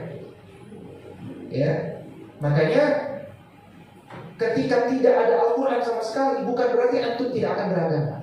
Ketika tidak ada Quran sama sekali, antum tetap akan kenal Allah kalau cara pandangnya benar. Terus apa gunanya kitab suci dong Ustaz? Apa gunanya Quran? Sekarang saya tanya tuh, antum sudah kenal Tuhan dengan membaca alam semesta, ya? Kira-kira kenapa masih perlu Quran? Ada Ibu? Saya ulangi ada. Apa namanya? Nabi Ibrahim alaihissalam kan sudah kenal Tuhan. Meskipun tidak ada kitab suci ya, karena dia membaca alam semesta, ya kan? Terus apakah Nabi Ibrahim masih perlu kitab suci? Kalau dengan demikian, kan Tuhan sudah dikenal.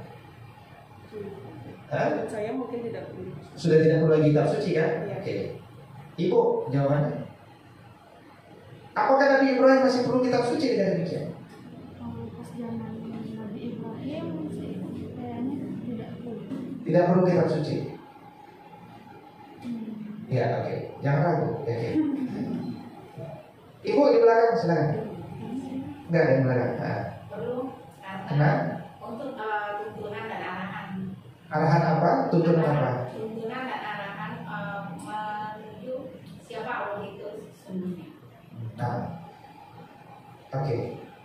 Jadi kita mungkin sudah Nabi Ibrahim mungkin sudah kenal, sudah tahu gitu bahwa enggak bukan matahari, bukan bulan, bukan bintang. Udah tahu. Berarti ada Tuhan kan? Pertanyaannya siapa nama Tuhannya? Apa sifatnya? Enggak bisa diketahui dari alam semesta.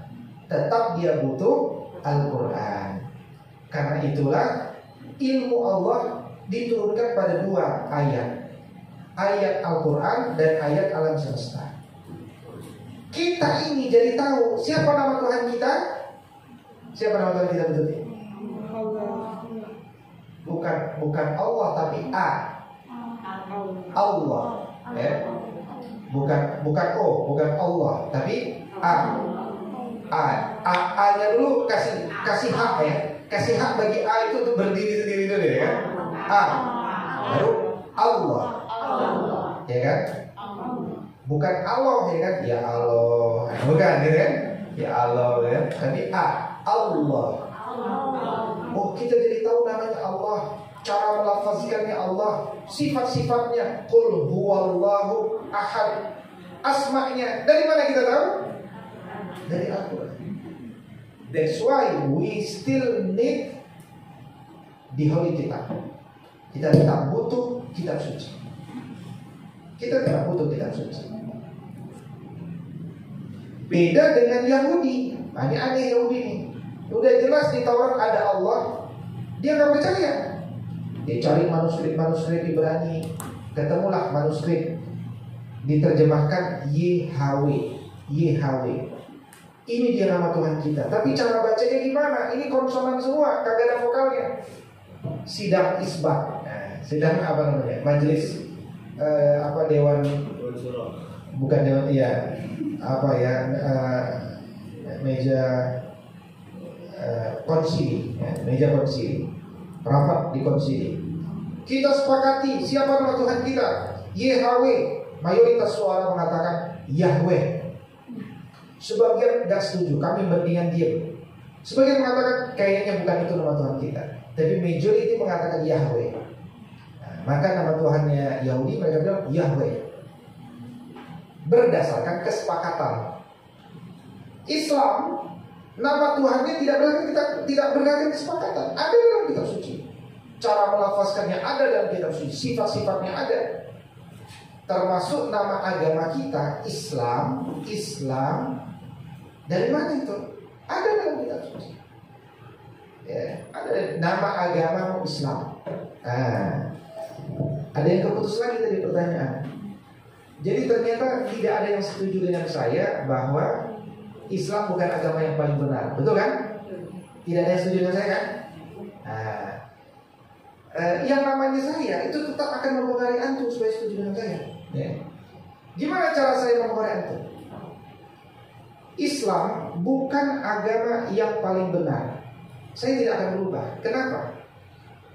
Alasan saya satu, karena tidak ada dalil dalam Quran yang mengatakan Islam agama yang paling benar. Ada nggak dalil yang mengatakan Islam agama paling benar?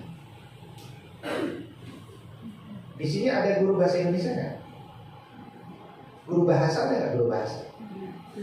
Mana guru bahasa? Ada nggak bu? Nggak ada ya? Ada kurikulum bahasa nggak? Ada. Siapa yang ngajarin? Semuanya? Oh, wali kelas. Berarti semua wali kelas. Siapa yang wali kelas? Oh, luar biasa. Berarti antum ilmu bahasa. Ini sekarang kita bicara ilmu bahasa ya. Jadi hakim di antara perbedaan kita adalah ilmu bahasa. Hakim di antara kita adalah ilmu bahasa. Kalau disebutkan begini nih, jangan beliau karena beliau sendiri. Ya, Ibu Nita adalah wanita paling cantik di kelas ini. Paham kalimatnya? Jangan lihat Ibu Nitanya ya. Ini contohnya. Konsekuensi kalimat. Karena setiap kalimat ada konsekuensi. Bu Nita adalah wanita paling cantik di kelas ini. Pak, apa artinya Bu Febri? Paling cantik. Nah, apa artinya? Makna kalimat itu apa? Sebagai wali kelas. Berarti satu-satunya wanita. Enggak. Paling cantik. Satu-satunya wanita enggak. Kalau Paling cantik. Nita adalah wanita paling cantik. Berarti bukan satu-satunya wanita, karena Bu Febri kan wanita juga. Gitu. Berarti yang lainnya? Jelek. Itu menurut Bu Febri. Menurut Rosi ya. Menurut Rosi apa makna bahwa Nita adalah wanita paling cantik? Menurut Rosi apa konsekuensinya? Kita adalah di antara teman-teman yang lain atau guru-guru yang lain paling berbeda. Bukan, jangan ubah katanya. Kalau berbeda nanti maknanya berbeda. Paling cantik ya. Berarti aku pengen bilang Nita paling cantik. Sekarang saya tanya, Rosi berarti apa statusnya? Biasa saja. Kan paling cantik. Berarti kan yang lainnya biasa atau tidak cantik. Enggak. Yang saya ketahui, yang lainnya cantik. Mohon maaf, mungkin keliru. Tapi yang saya ketahui itu namanya teori superlatif. Dalam teori superlatif, kalau Nita paling cantik, Rosi cantik. Meskipun ada kemungkinan ada yang jelek, ya kan?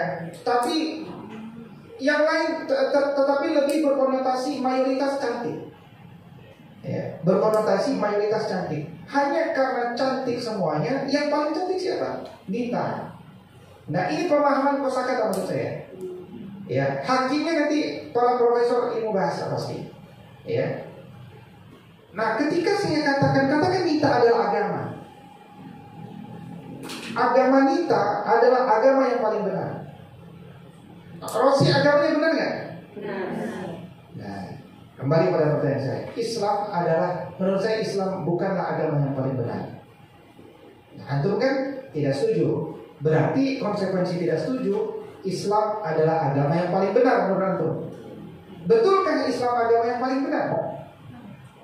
Berarti agama yang lain juga benar. Nah, secara bahasa, jangan bukan secara perasaan ya. Karena orang itu selalu di dunia ini berdebat antara ilmu dan perasaan. Maka peganglah ilmu, jangan dahulukan perasaan. Ya, meskipun cintamu luar biasa dengan sesuatu, tapi pegang ilmu, jangan pegang perasaan. Tapi perasaanmu tetap harus dibingkai dengan ilmu. Gitu. Maka bahagialah, berdamailah dengan ilmu, bukan dengan perasaan. Karena sampai kapan kita akan membawa perasaan kita? Gitu. Udah mulai difahami sih? Berarti aku setuju dengan saya? Tidak. Setuju. Paling benar itu Ustaz. Saya ulangi, ya kan? Karena guru udah setuju, tinggal ketua yayasan belum setuju.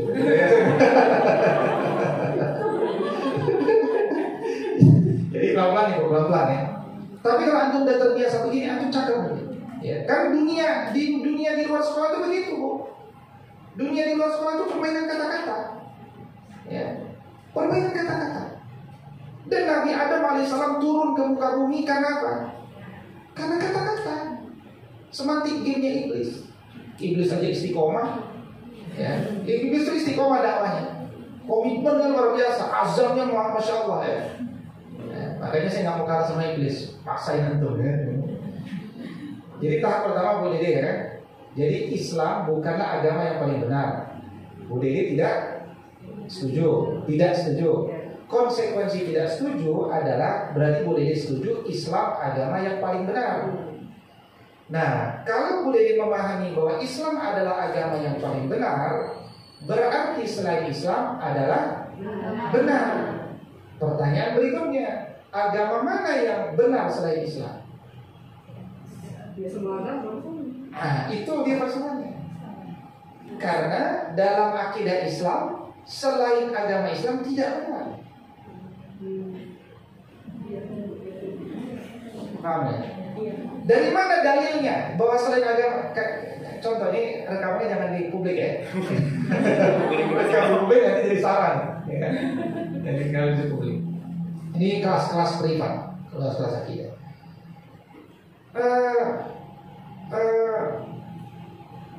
Yang disebut agama itu mana? Mungkin di kepala kita disebut agama Yahudi, Nasrani, Hindu, Buddha, begitu. Padahal agama itu ada ribuan, minimal 2000 agama sepanjang sejarah. Itu dulu yang Tuhan. Agama itu banyak. Agama itu ada yang memuja Tuhan, ada yang memuja syaitan, ada yang memuja batu, ada yang memuja dewa-dewi. Pertanyaannya, agama memuja dewa-dewi benar tidak? Tidak benar. Agama yang tidak mengakui Tuhannya hanya Allah yang satu bukan tiga, benar tidak? Tidak benar. Agama yang tidak meyakini Nabi Muhammad SAW benar tidak? Tidak benar. Nah, tidak benar itu dalam bahasa agama disebut lawannya benar, ya. Kan benar berarti tidak benar. Agama yang benar adalah Islam. Berarti selain Islam tidak benar. Nah, kalau untungnya ada laki-laki satu kan. Jadi siapa namanya? Yasir adalah manusia laki-laki di kelas ini. Ya kan? Benar. Manusia laki-laki di Yasir adalah satu-satunya laki-laki di kelas ini. Berarti selainnya perempuan. Yasir adalah satu-satunya agama yang benar. Berarti agama Tuti, agama Nita tidak benar. Sampai sini udah mulai ini, Bu? Ya. Nah, sekarang muncul pertanyaan, tidak benar itu apa lawannya? Saya ulangi. Benar itu lawannya tidak benar. Tidak benar itu apa di dalam Al-Quran? Enggak, kan kita selalu ingin merujuk pada Quran ya. Pengennya merujuk sama Quran terus. Bukan bahasa kita. Ya, nah, yang namanya pendidikan Islam itu pendidikan Quran. Pendidikan Quran pasti memilih kata-kata. Ya, memilih kata-kata. Nah, Al-Quran ketika bicara lawannya benar, itu apa? Apa lawannya benar dalam Quran dan As-Sunnah? Kafir. Iman. Kalau kafir, iman. Bukan benar kafir, bukan. Ya kan? Iman kafir. Misalkan hadisnya al-farqu bainal mu'min wal kafir tarkus sholat. Yang membedakan antara iman mukmin dengan kafir adalah orang itu tidak sholat. Nah itu mukmin kafir. Nah sekarang benar itu bahasa Arabnya apa dulu? Benar. Dalam Quran. Hak, batil, ini kan hak dan batil. Al-haq. Jadi kalau saya bilang benar, apa dalam Quran benarnya? Al-haq. Sama kalau saya tanya, bahagia. Yuk kita bicara tentang konsep bahagia dalam Islam. Bahagia itu apa dalam Quran? Beruntung. Nah, sa'adah. Di mana itu ada as-sa'adah? Di surat apa itu ada kata as-sa'adah? Nanti lah kita ya. Nah, yang penting sekarang balik lagi. Kebenaran itu apa? Al-haq. Al-haq. Ingat nggak tadi bilang bahwa pendidikan Islam itu jangan sampai buat orang jadi ragu, ingat? Fala takunanna minal. Ayat sebelumnya apa? Sebelum fala takunanna minal mumtarin. Al-haqqu mir rabbika. Al-haqqu mir rabbika. Fala takunanna minal mumtarin. Maka pendidikan salawat harus mengajarkan al-haq supaya muridnya jangan jadi mumtarin. Gitu loh logikanya. Maka kalau antum berpikir dengan gaya saya berpikir tadi, antum ilmiah. Maka pendidikan Islam antum pendidikan yang memang ilmiah, yang bernas, jelas, tegas, ada referensinya, gitu. Tapi ini menuntut kebiasaan kita mentadabburi Quran, gitu. Paham sih? Belum menjawab pertanyaan kan? Apa lawannya al-haq kalian? Batil. Apa ayatnya dalam Quran yang ada hak batil serius? Bukan, itu hadis. Ya kan? Itu doa. Haqqa warzuqna tibaa wa arina batila batila warzuqna ijtinaba. Itu doa Nabi. Itu Al-Quran kan? Surat berapa? Allahumma arina. Oh iya. Itu doa hadis Nabi. Nah, sekarang saya tanya, apa ayat Al-Quran? Inal batila kana zahuqa. Gak ada haknya. Gak ada haknya kan? Yang berpadu hak dengan batil supaya jelas betul, oh ini hak batil kan gitu. Kalau antum baca inal batila kana zahuqa tidak ada haknya, belum bisa jadi dalil yang menguatkan gitu betul dengan teori kita kan? Salah satunya adalah liyuhiqqal haqqa wa yubtilal batil. Paham dari sini? Maka lawan daripada kebenaran adalah kebatilan. Apa arti batil? Apa arti batil? Arti batil itu kesia-siaan. Habis lama sekolah di 6 tahun di Salwa, dia jadi ragu, berarti sia-sia. Sia-sia. Harusnya dia berada dalam kebenaran. Nah, pertanyaan berikutnya, apakah di dalam Quran lawannya benar hanya batil? Ya, apakah hanya batil? Apakah lawan al-haq di dalam Al-Quran hanya batil? Ada yang jawab? Nggak ada. Jawabannya adalah selain batil dalam Al-Quran juga ada kalimat dolal. Dolal artinya sesat. Kalimatnya apa? Famadza ba'dal haqqi illa dolal. Apalagi sesudah kebenaran kecuali kesesatan. Nah, dari sini antum mulai bayangkan, oh, contoh ada kereta api di atas rel. Jalan, berarti dia di atas jalan kebenaran. Karena dia di atas rel. Tiba-tiba dengan satu kondisi tertentu dia keluar dari rel. Keluarlah dia. Dia berada di kebenaran atau dalam kondisi apa dia ini? Kesesatan. Jadi sesat itu bukan bicarain orang. Oh, Ustaz gak boleh nyesat-nyesati orang. Beda. Bicara hakikat kesesatan dengan nyesat-nyesat itu orang beda. Kesesatan itu sederhana, tidak berada di jalan yang benar. Terus sesat dia, harusnya ke sana dia ke sana kan? Jalanlah di atas tanah itu ya. Oh, itu bayangin ya, kayak film karton ya. Nah, bahan bakarnya apa? Bahan bakar kereta api apa? Udah milenial ya. Pengalihan listrik. Katakan batu bara, zaman dulu tuh ya, batu bara. Batu baranya habis, nyampe tujuan nggak? Berarti uang yang dikeluarkan untuk bahan bakar itu habis sia-sia. Itulah cara kita menarasikan ayat Allah itu nanti kepada anak-anak kita. Apalagi anak SD abstrak. Anak SD itu abstrak. Antum mengenali Tuhan, gimana caranya? Ya kan? Mengenali surga, gimana caranya? Ya, anak SD jangan diajarkan neraka. Ya, takut sama jangan. Senangkan aja dengan jannah, senang Allah senang. Ya, senangkan. Ya, beragam itu indah, bahagia itu senangkan. Ya, senangkan jangan terlalu sering mengenalkan ketakutan kepada anak. Ya, bahagiakan dulu. Ya, nanti akan ada masa dia tahu konsekuensi daripada kalau dia tidak mengejar kebahagiaan, dia akan mendapatkan ketakutan itu. Belum menjawab kalimat ulul albab, ya kan? Ulul albab tadi yang pertama baca ayat kauniyah, ternyata Ibrahim bisa menjadi mengenal Tuhan dengan ayat-ayat kauniyah. Dalilnya di mana? Kan kita mau bicara semuanya Quran ini. Quran mengatakan dalam Quran surat Ali Imran, ya, kalau tidak salah ayat 191, ya. Kalau tidak salah 193. Allah katakan alladzina yadhkurunallaha qiyaman wa qu'udan wa 'ala junubihim wa yatafakkaruna fi khalqis samawati wal ardi. Dia mikir, bukan bengong. Ya beda ya, mikir sama bengong. Ada orang gebah, bengong. Nah, itu bukan. Islam tidak pernah mengajarkan mengosongkan pikiran, tidak ada. Kosongkan pikiranmu, nggak ada. Hati-hati, ya. Ditepok sedikit antum langsung ngeluarin uang.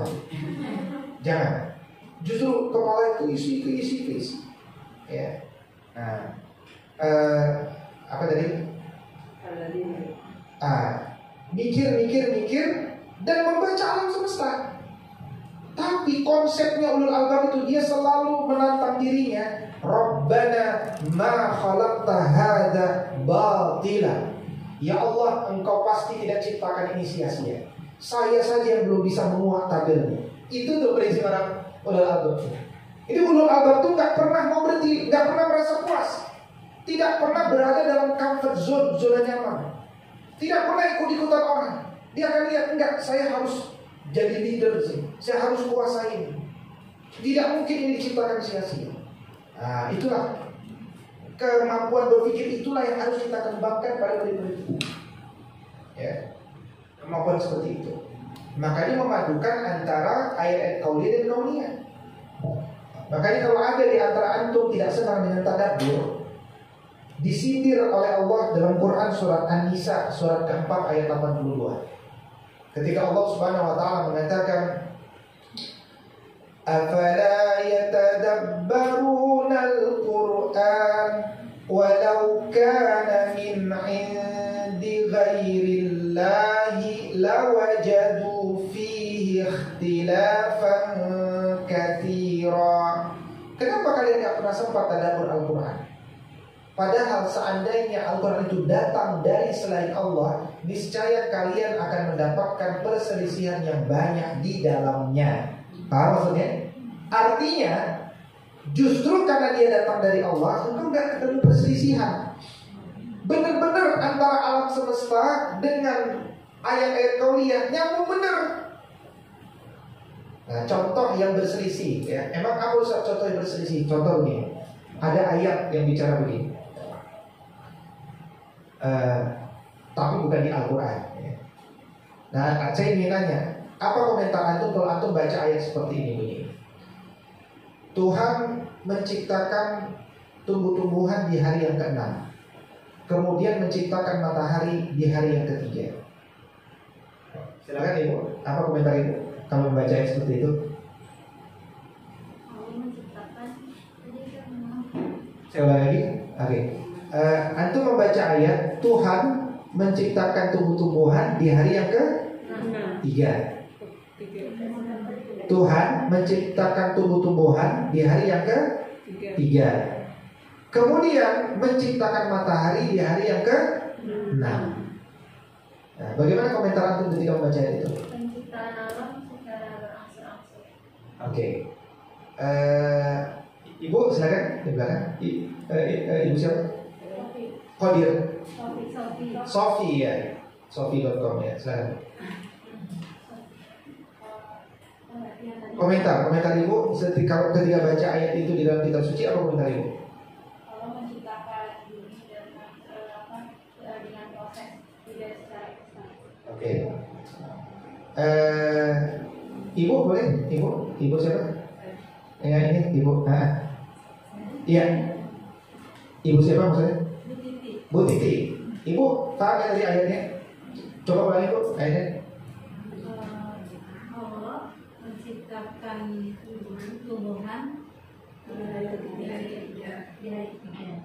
Menciptakan matahari di hari ke-7. Nah, komentar ibu ketika baca ayat ini apa?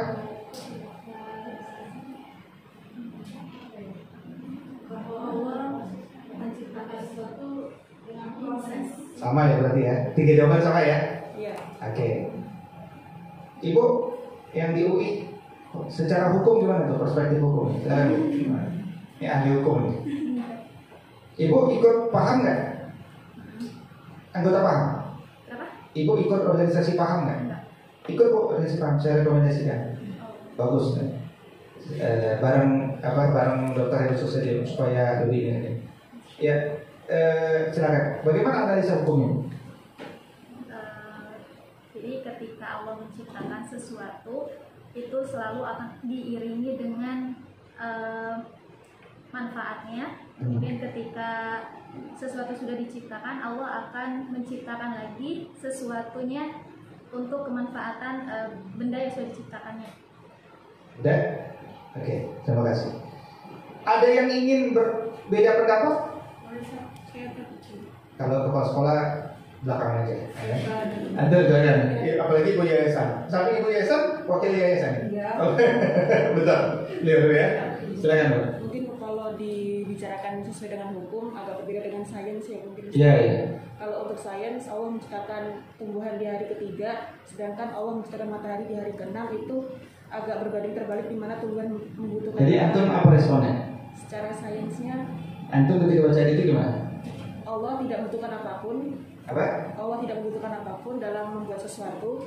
Dalam artian Allah bisa menciptakan sesuatu yang baru tanpa harus mereka berdua saling berhubungan sebelumnya. Kan tanaman kan dalam artian membutuhkan matahari untuk tumbuh kembang seperti itu. Itunya sih udah menarik gitu. Tapi Iya. kesimpulannya apa? Allah. Nah, gini ya. Oke, kita tutup dengan beliau nih. Silakan Bu. Silakan. Kalau yang saya simak itu kan bukan Allah ya, Tuhan yang lain. Iya, Tuhan ya.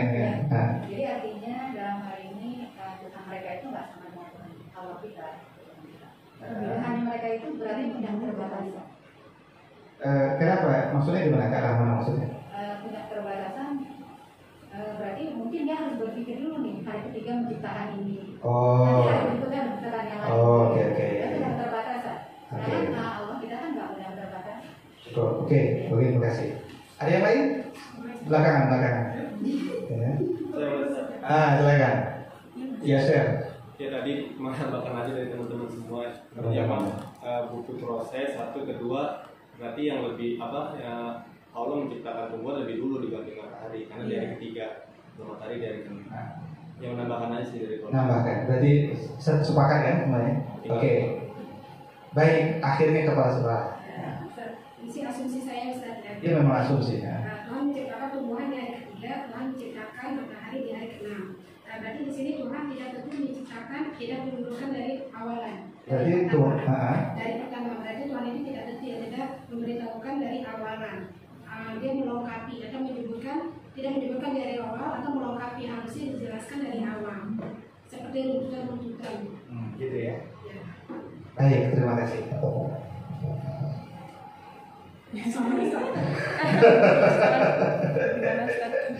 Jadi kalau saya pribadi ya, saya kalau baca ayat ini saya menggernyit nih, gitu ya.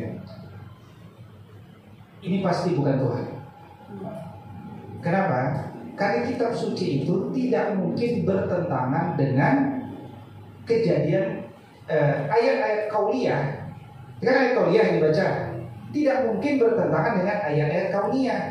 Kalau bertentangan tidak harmoni. Itu yang disebut dari Quran surat An-Nisa 82 tadi. Seandainya dia bukan datang dari selain Allah, tentulah engkau akan mendapatkan perselisihan yang banyak. Artinya perselisihan baik di antara ayat-ayatnya maupun antara ayat kauliyah dengan ayat kauniyah. Paham sih?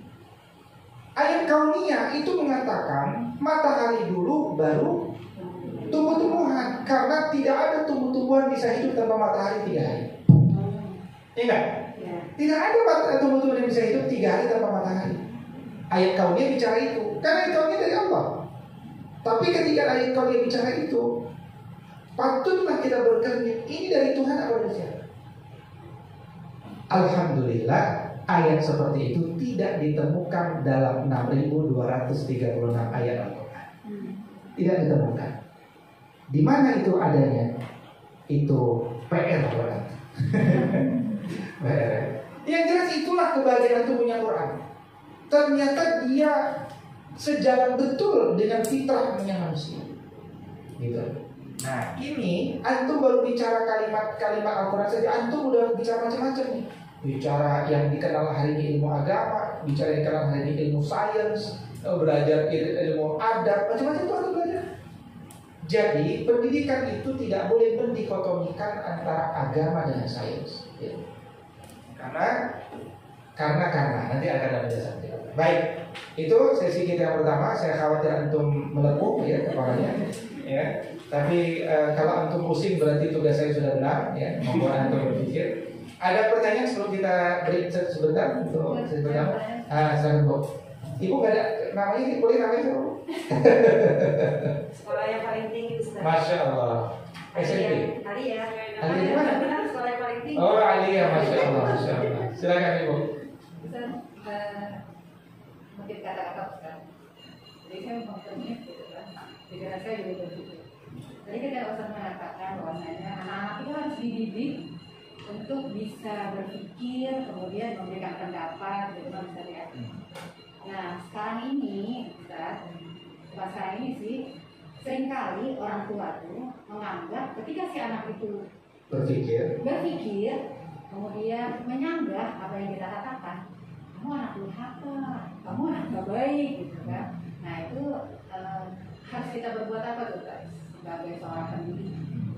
Sebagai pendidik apa sebagai pemilik sekolah? Oh tidak, saya bukan sebagai sekolah. Enggak, atau sebagai kepala sekolah? Saya sebagai ibu aja tuh Ustaz. Beda nih, oh sebagai pendidik, sebagai ibu? Iya. Oke, jawabannya bisa beda-beda tuh. Nah, kemudian Ustaz, sebagai ibu, apakah perlu juga gitu, wali santri untuk diberikan pendidikan tentang hal itu, bahwasanya mendidik anak-anak itu perlu ilmu kompleks dan ada keterangan-keterangan dalam Al-Quran yang membuat kita dan anak-anak kita punya hubungan yang baik, menjalani hidup dengan baik sampai hubungan dengan baik. Ya, baik. Saya mungkin sudah pernah share ya ke Bu Dede, juga sudah pernah share ke semua pernah share bahwa ketika saya mendirikan sekolah, yang pertama saya sekolahin dulu bukan muridnya, tapi orang tuanya, ya orang tuanya. Dan sebelum orang tuanya, yang saya didik itu pertama kali adalah bapaknya, ya, adalah bapaknya.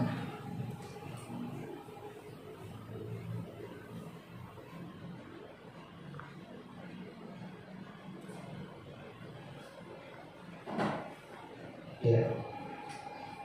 Jadi saya mau menunjukin foto tadi, tapi nggak ada fotonya. Jadi betul. Pertama, bagaimana dengan orang tua yang mengatakan bahwa engkau anak durhaka kalau berpikir kritis? Saya khawatir orang tuanya yang durhaka. Karena kalimat, kenapa saya katakan orang tuanya durhaka? Karena istilah itu datang dari Umar. Umar dulu pernah menangani bapak sama anak yang anaknya dianggap durhaka. Padahal durhakanya anaknya karena bapaknya tidak membimbing agama pada anak.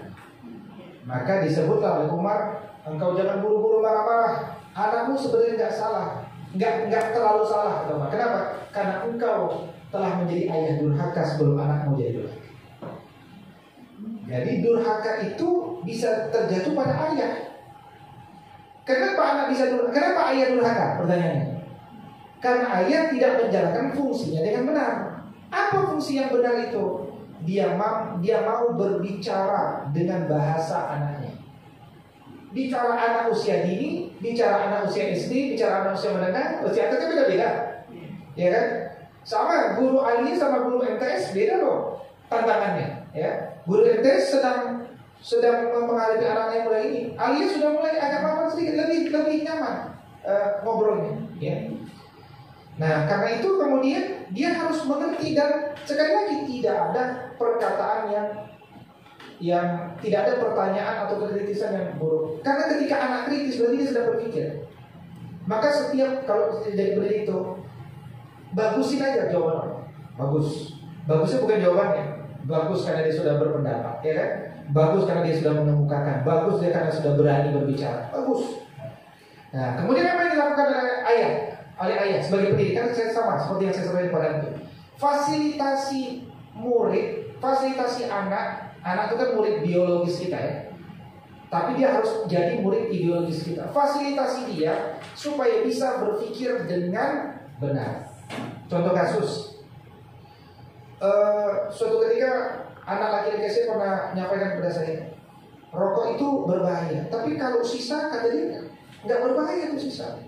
Saya bilang, kata siapa nggak berbahaya? Kata teman saya, nggak berbahaya, bagus. Nah, dia ngomong ke saya kan, berarti dia ngomong sama saya. Berarti dia terbuka kan? Bagus. Nah sekarang gimana cara kita untuk mengetahui sisa itu bagus atau tidak bagus? Nah, kita harus ajak dia berpikir supaya nanti jangankan masalah sisa, masalah why, masalah macam-macam, dia akan punya referensi yang sama. Kemana dia harus bergerak? Maka saya ajak, yuk kita browsing. Kira-kira pendapat siapa yang paling otoritatif menentukan sisa itu baik atau tidak baik? Dokter, dokter. Situs apa di dokter? Itu pertanyaan kita. Situs apa? Situs, coba cari. Dia bingung situs apa, saya kasih tahu. Alodokter.com coba, buka Alodokter. Coba cari sisa. Apa hukumnya? Dipelajari kan dokter. Dokter mengatakan bahwa ada orang mengatakan sisa itu lebih aman, lebih sehat. Tidak terbukti ya, karena sisa itu mengandung zat-zat yang juga dia melalui paru-paru begini. Gimana? Saya bilang, iya juga ya tadi. Nah, itu tuh satu contoh. Kita nggak usah menghukumi pendapat anak kita. Tapi sebagai seorang pendidik, kita memfasilitasi mereka untuk bisa berpikir dengan benar. Dan itu sudah diawali sejak SD. Makanya kalau Bapak Ibu di Jerman misalkan, ya, di Australia, itu anak-anak kecil udah diajak berpikir. Gambar saja bukan mewarnai. Kalau SD di Jerman itu, ya ada di Jerman sudah berpikir, bukan dikasih kertas warnai, enggak, dikasih kertas kosong. Silahkan gambar apa yang ada di kepala, gitu, menggores desain. Jadi mereka selalu punya. Jadi ada satu guru saya itu Dr. Samsudin Arif. Ketika dia kuliah di Jerman, dia bertetangga sama orang Indonesia juga.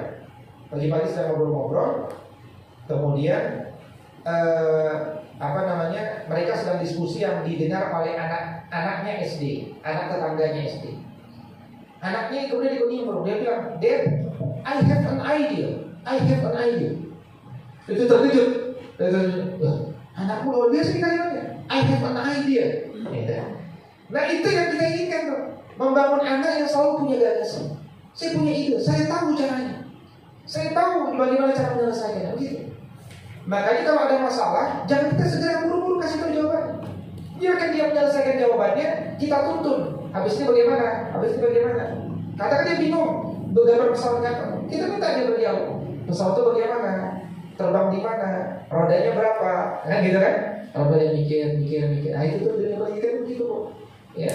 Karena itu, menurut hemat saya, wajib yang namanya sekolah untuk mewajibkan orang tuanya ikut sekolah Salwa Islam School. Makanya nanti ada sekolah orang tua ada sekolah Salwa untuk orang tua.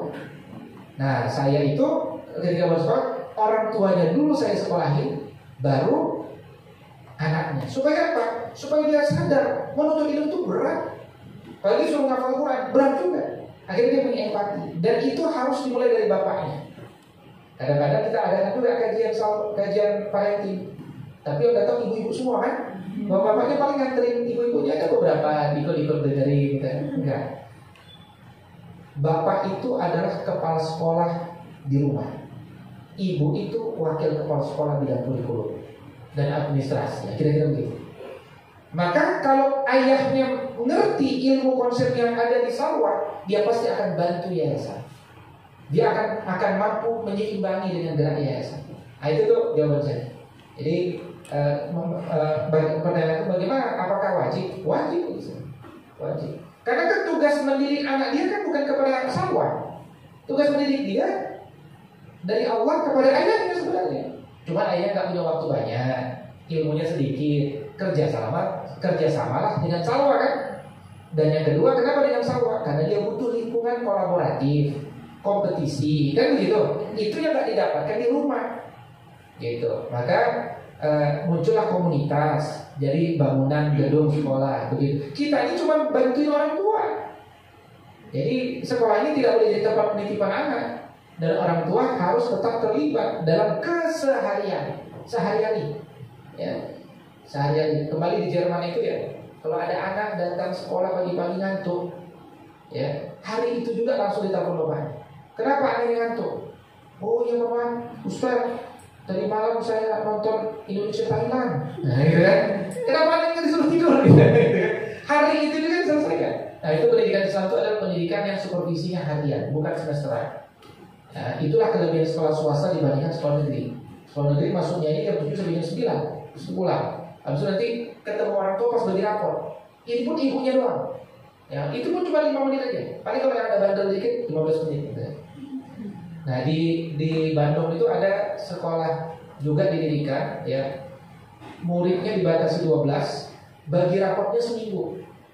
Kenapa? Satu orang tua 2 jam. Sengaja, satu orang tua 2 jam. Makanya karena 12, 6 hari, 2 orang, 2 jam gitu ya. Khusus ya untuk ngobrol sama orang tua begini. Dan memang dia batasi 12 orang. Setiap tahun dia satu angkatan aja, satu orang 12. Nah, itu namanya teknik-teknik karena memang banyak orang tua nggak aktif sekarang. Gitu ya. Demikian, silakan ada yang lain. Ibu, kita lanjut atau break dulu? Boleh, break dulu. Saya tidak mau masuk. Iya, break aja dulu. Break dulu. Oke, kita break selama sampai jam 9. jam 9. Sampai jam